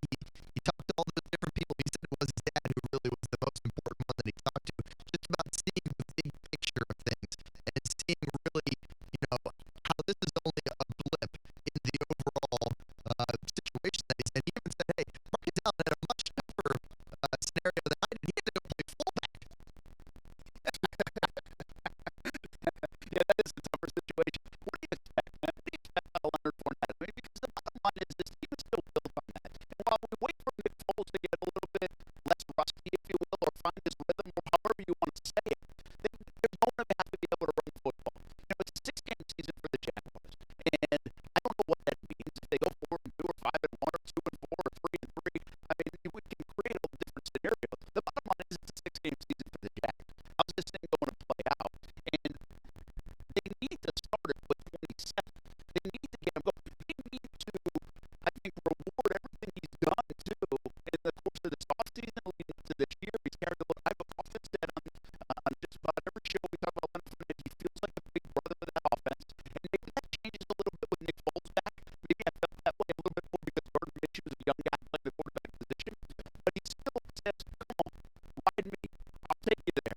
And that's what was so disappointing, not only giving him 8 carries because he couldn't take it anywhere with 8 carries. But what do you expect Sunday but the rest of this year from Leonard Fournette? Sure. So we're talking about the Jacksonville Jaguars right now, and the fans may not think it, but this is a team that still has aspirations to get to the playoffs. So how do you get there? How do you reset the past 2 weeks of giving up 200 yards, just getting beat in the trenches, getting beat, just physically, basically, and mentally as well, and kind of getting out coached for that manner as well. And to me, you have to establish your identity. You have to know who you are. You're this far in the season, you have to know who your identity is. And the identity is what was said during training camp. It's what John DeLuca preached, it's what Doug Marrone preached. It's the fact that Leonard Fournette is the guy that makes the offense go. So from that perspective, you have to get Leonard Fournette the ball. You have to get the ball to him again and again and again. Because the only way to beat, I truly believe, Tennessee is to try to be more physical than they are. And we were talking about being physical. If the Jacksonville Jaguars somehow do win the Tennessee Titans game, it's going to be because they're physical. You can take that physicality. You can take that mindset and take that on the whole season, and then hopefully you get the playoff aspirations off that. But you have to be physical, and if he's that right, it's contagious, right? That type of mindset, that type of mentality is contagious. And if you can do that, then I think you still have a shot to make the playoffs. It would be if the Jaguars, Stuart, you're going to Nashville. Yeah. If the Jaguars can out-physical Tennessee after what we just witnessed the last couple of weeks, you would say, wow. And that would show me something. Again, I'm not saying that means you're going to the playoffs or anything like that. That would show me one heck of a response from the way they changed their practices, to their mentality, to their focus on details, to their want to the sense of urgency, to all these kind of things. You could go on and on what it would show you. But to me, name another team more physical than Tennessee. And there may be some. But who do you feel like when I say physical football teams, who do you think about? Ravens, right? Yeah, so we think physical football teams, immediately I go to the trenches. Who's competing in the trenches? Indianapolis Colts, I think, are a physical football team as well, on offense and defense, especially defensive line and offensive line. Baltimore, I think, for the most part, that's kind of always been their MO, right? So they lose a little bit because of the flash of Lamar Jackson, but they still with the power side end and then pull it after in defense. Keep in mind, they also, I think, right now lead the league in rushing. So that's what you need to know. Again, some of the flash ups. He's got 700 yards. I mean, you saw Buckford. Absolutely. So I think Carolina Panthers.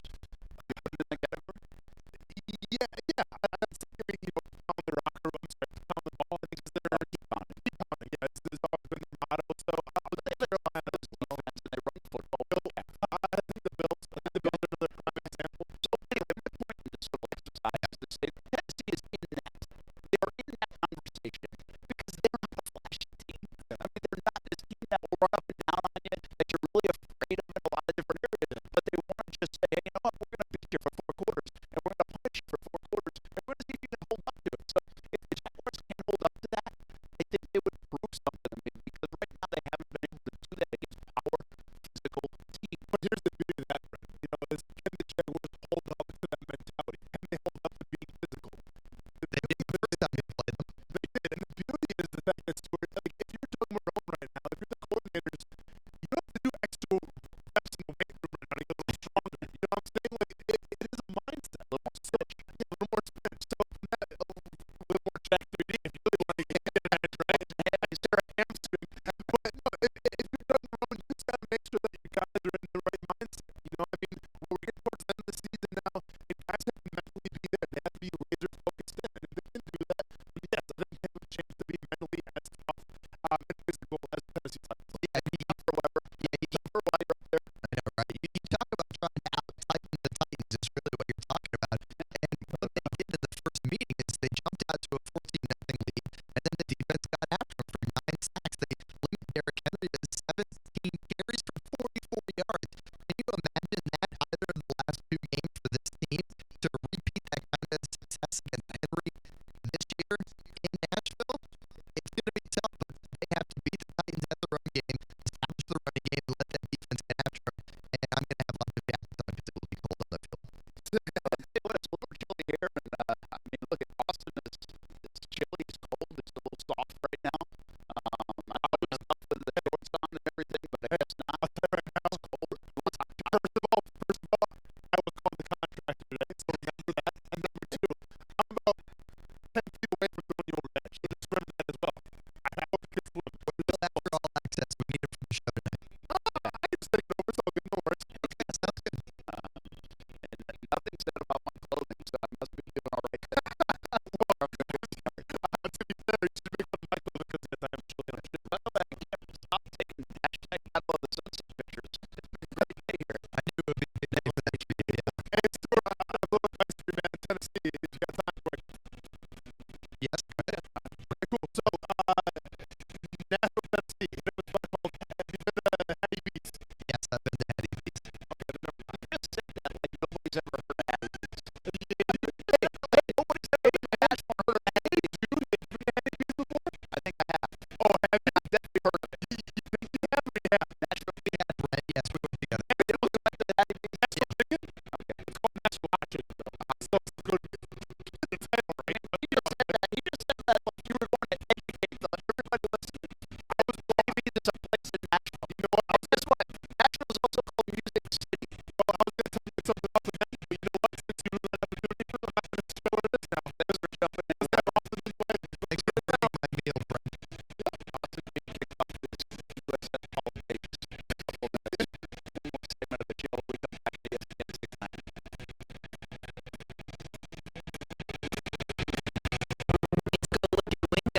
The Texas Business Organization haven't done a great job of building an offensive line. They haven't been able to sort of address the position. They get somebody coming in that they have proof of concept on. They know exactly how good they can be. Yes, they get the best to do it, but the key to the Texans right now is they've got to look at the window and say, hey, no Andrew Luck means this is our division for the taking. They weren't going to find a better player in the draft next year if they wanted a left tackle. You're waiting around too long and reacting. Golden and Wingo, weekday mornings at 6 Eastern on ESPN Radio and ESPN2. The holidays are on the horizon, and that means family and food. Hey everybody, I'm Brett Marco. Let Brenda's Pizza help you out. Parties at school, parties at work, celebrations, or maybe you're just tired of cooking yourself. Brenda's has you covered with 5 locations in Northeast Florida. Want a fresh one? Brenda's makes everything fresh. New York style pizza, sandwiches, salads, pasta dishes, everything fresh. Find out why Brenda's has been a family favorite for over 40 years. 5 locations in Northeast Florida, Marsh Landing, Bay Meadows, Argyle, Fort San Jose, and the newest location in Neptune Beach. The Ospreys look to stay hot against Big Ten Iowa tonight. Hey everyone, this is Brent Marco, and this is your Swoop Minute. Off to the best start in the Division I era at 4-1, and here's a 4 in a row. The UNF Ospreys men's basketball team plays against the Iowa Hawkeyes at 7 p.m. tonight on the road. Iowa is 2-1 so far this season.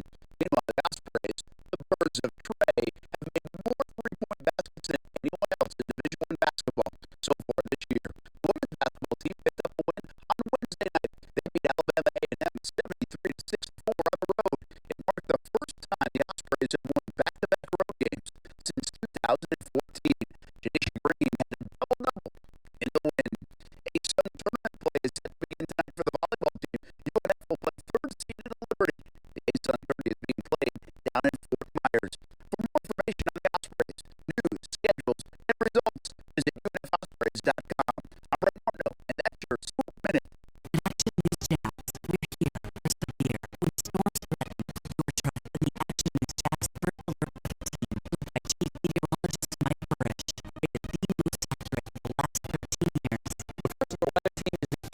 team of certified meteorologists in the Jacksonville area. That means we have the most schooling and training to forecast and predict severe weather, and that experience will keep you safe from a storm. Actually,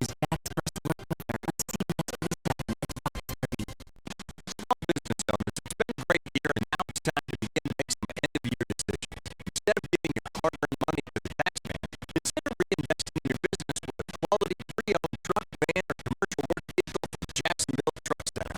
With the largest selection of pre-owned work vehicles in North Florida and easy commercial financing, let us be your one-stop shop to get the job done today. We're on the corner of Arlington Expressway and Southside Connector. Stop by today or visit us at JacksonvilleTruckCenter.com. New flavors that are ready that will make man jealous. Hey everyone, this is Austin Wayne. And I'm Brett Martineau. Video Delivery recently got a 98 rating. It's new and it's getting rave reviews. Made in Tequila, Mexico and shipped directly to Jack's Beach. Vida de Luis is available in 3 flavors. And those flavors are Blanco, Reposado, and Añejo. Try all 3. Make your own recipes with Vida de Luis Tequila, one of the smoothest tequilas you will ever taste. For merchandise and more, visit VidaDeLuis.com. Nobody in the St. John's Town Center makes out Pierce diamonds.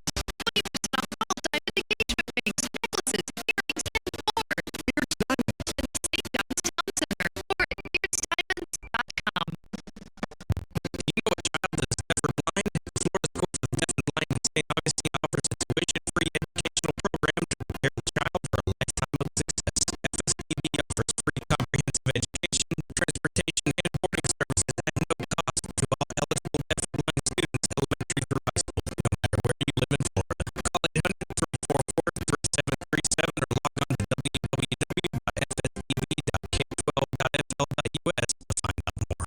What's up, Jacksonville? Angie here, president of Angie Staffing. If you're finding it harder and harder to find the right candidates or your ads are letting you down, call me, Angie Staffing, 904-703-8880. I have over 20 years of experience right here in Jacksonville. I can help with anything, accounting, finance, legal, even that one position that's impossible to fill. Angie Staffing, 904-703-8880. We're bringing back the hustle.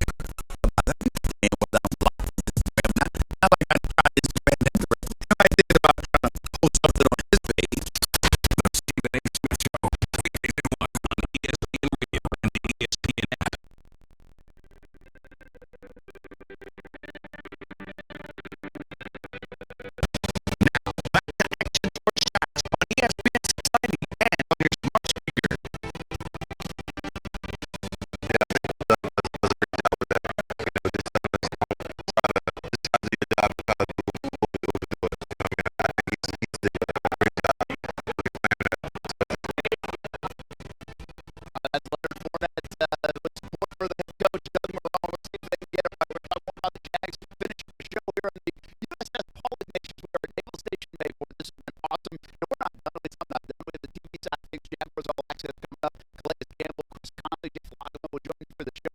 Fox 30, 7 o'clock.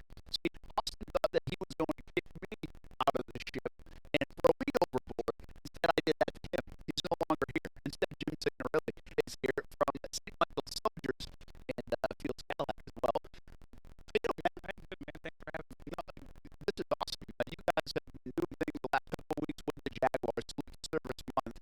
We are a big supporter of yours, and you are a supporter of ours too. But with the Acting Sports Jax Dream 18 and what you and Kathy do for St. Michael's Soldiers and for the military here and abroad.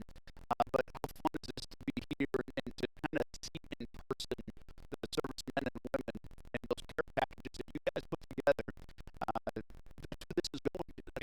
All your efforts, that's where it goes to. You don't realize how young they look.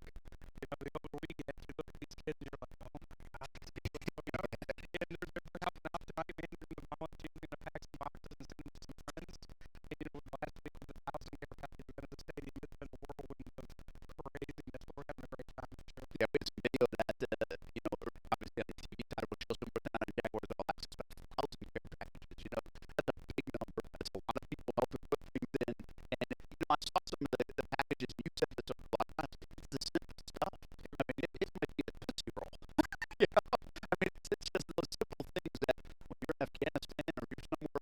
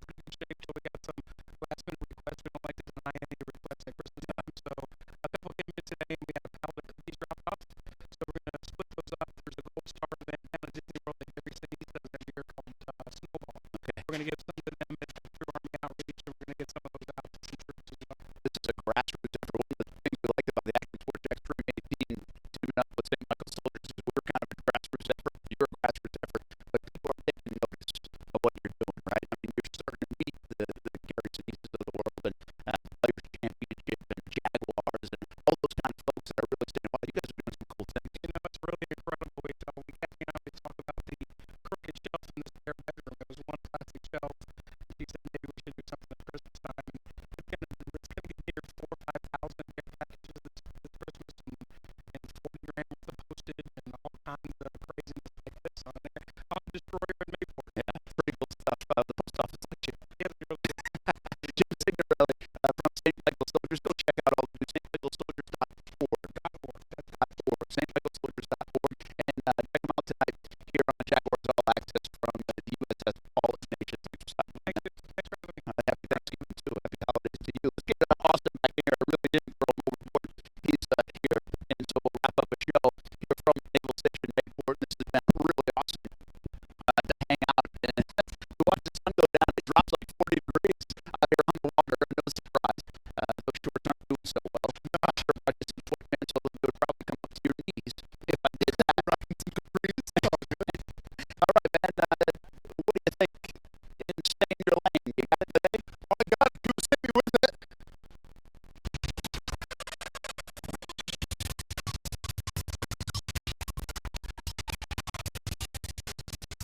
Well, I hope I got it. Because I'm going to be audio from Cruiser coming up. But we'll see. Just pump your brakes. Like, before you pump your brakes, we got to start that cruise control. Brent College football comeback staff member of the year, possibly, and Chamberlain Smith. Remember who Chamberlain Smith was?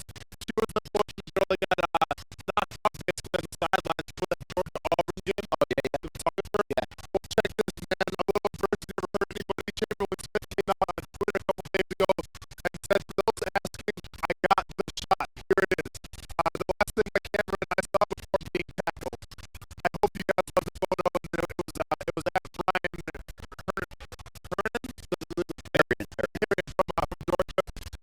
Then he responded back by saying thanks for the great picture and everything. So she posted the picture on Twitter, and she's back, man. You know what? Thank you, Thompson. That's awesome, too, because I tell you what, in our business, not to say it's worth getting knocked out, but it's worth getting knocked out. I can guarantee you her passion for that, and I think she's a student there, right? So her passion for doing what she does, when she did find out she was okay, her initial thought was, I can't wait to see that shot. I hope I got that shot. Oozing in professionalism, man. I like it. So let's go to internship at ESPN 690. Absolutely. All right, pump your brakes. Pump your brakes. Don't need a lot of summary here. This is literally the craziest post-game interview you will ever hear. It comes from some friends over the pond during the rugby league game. Insane. Check it out. And as much as I'm to they're out there, but I definitely felt it. But we've got another week to get back on the horse and take that horse to the water. And you can ask that horse, you can say, hey, horsey, do you want to have a drink or do you want to swim? Yeah, and it's up to that horse to then realise what he wants to do in his life. And that horse at the moment wants to go out on Saturday, he wants to completely go on what to do, and he wants to say hello to those fans. And he goes, I'm sorry about the result last week. I'm going to give a better performance here at home against Bath. He's a slightly Irish horse. So there you go. Did I get there? So there was a horse, and then he became a rugby fan of the team, and then the horse proceeded to clap, I think was the exact term, to their fans, and then he proceeded to talk. He's a slightly Irish horse. A slightly Irish horse as well. Yeah, it's funny. This brings up a little bit. I was talking to Kaylee the other day in the car, and something happened, and I don't know, but I did broke Mr. Ed. And like, whoa. And she had no idea. I'm like, it's like the third time in a week. I said, Kaylee, Google that. Google that. And let's basically Google it now. I have to go back and watch it or whatever. But it is funny sometimes how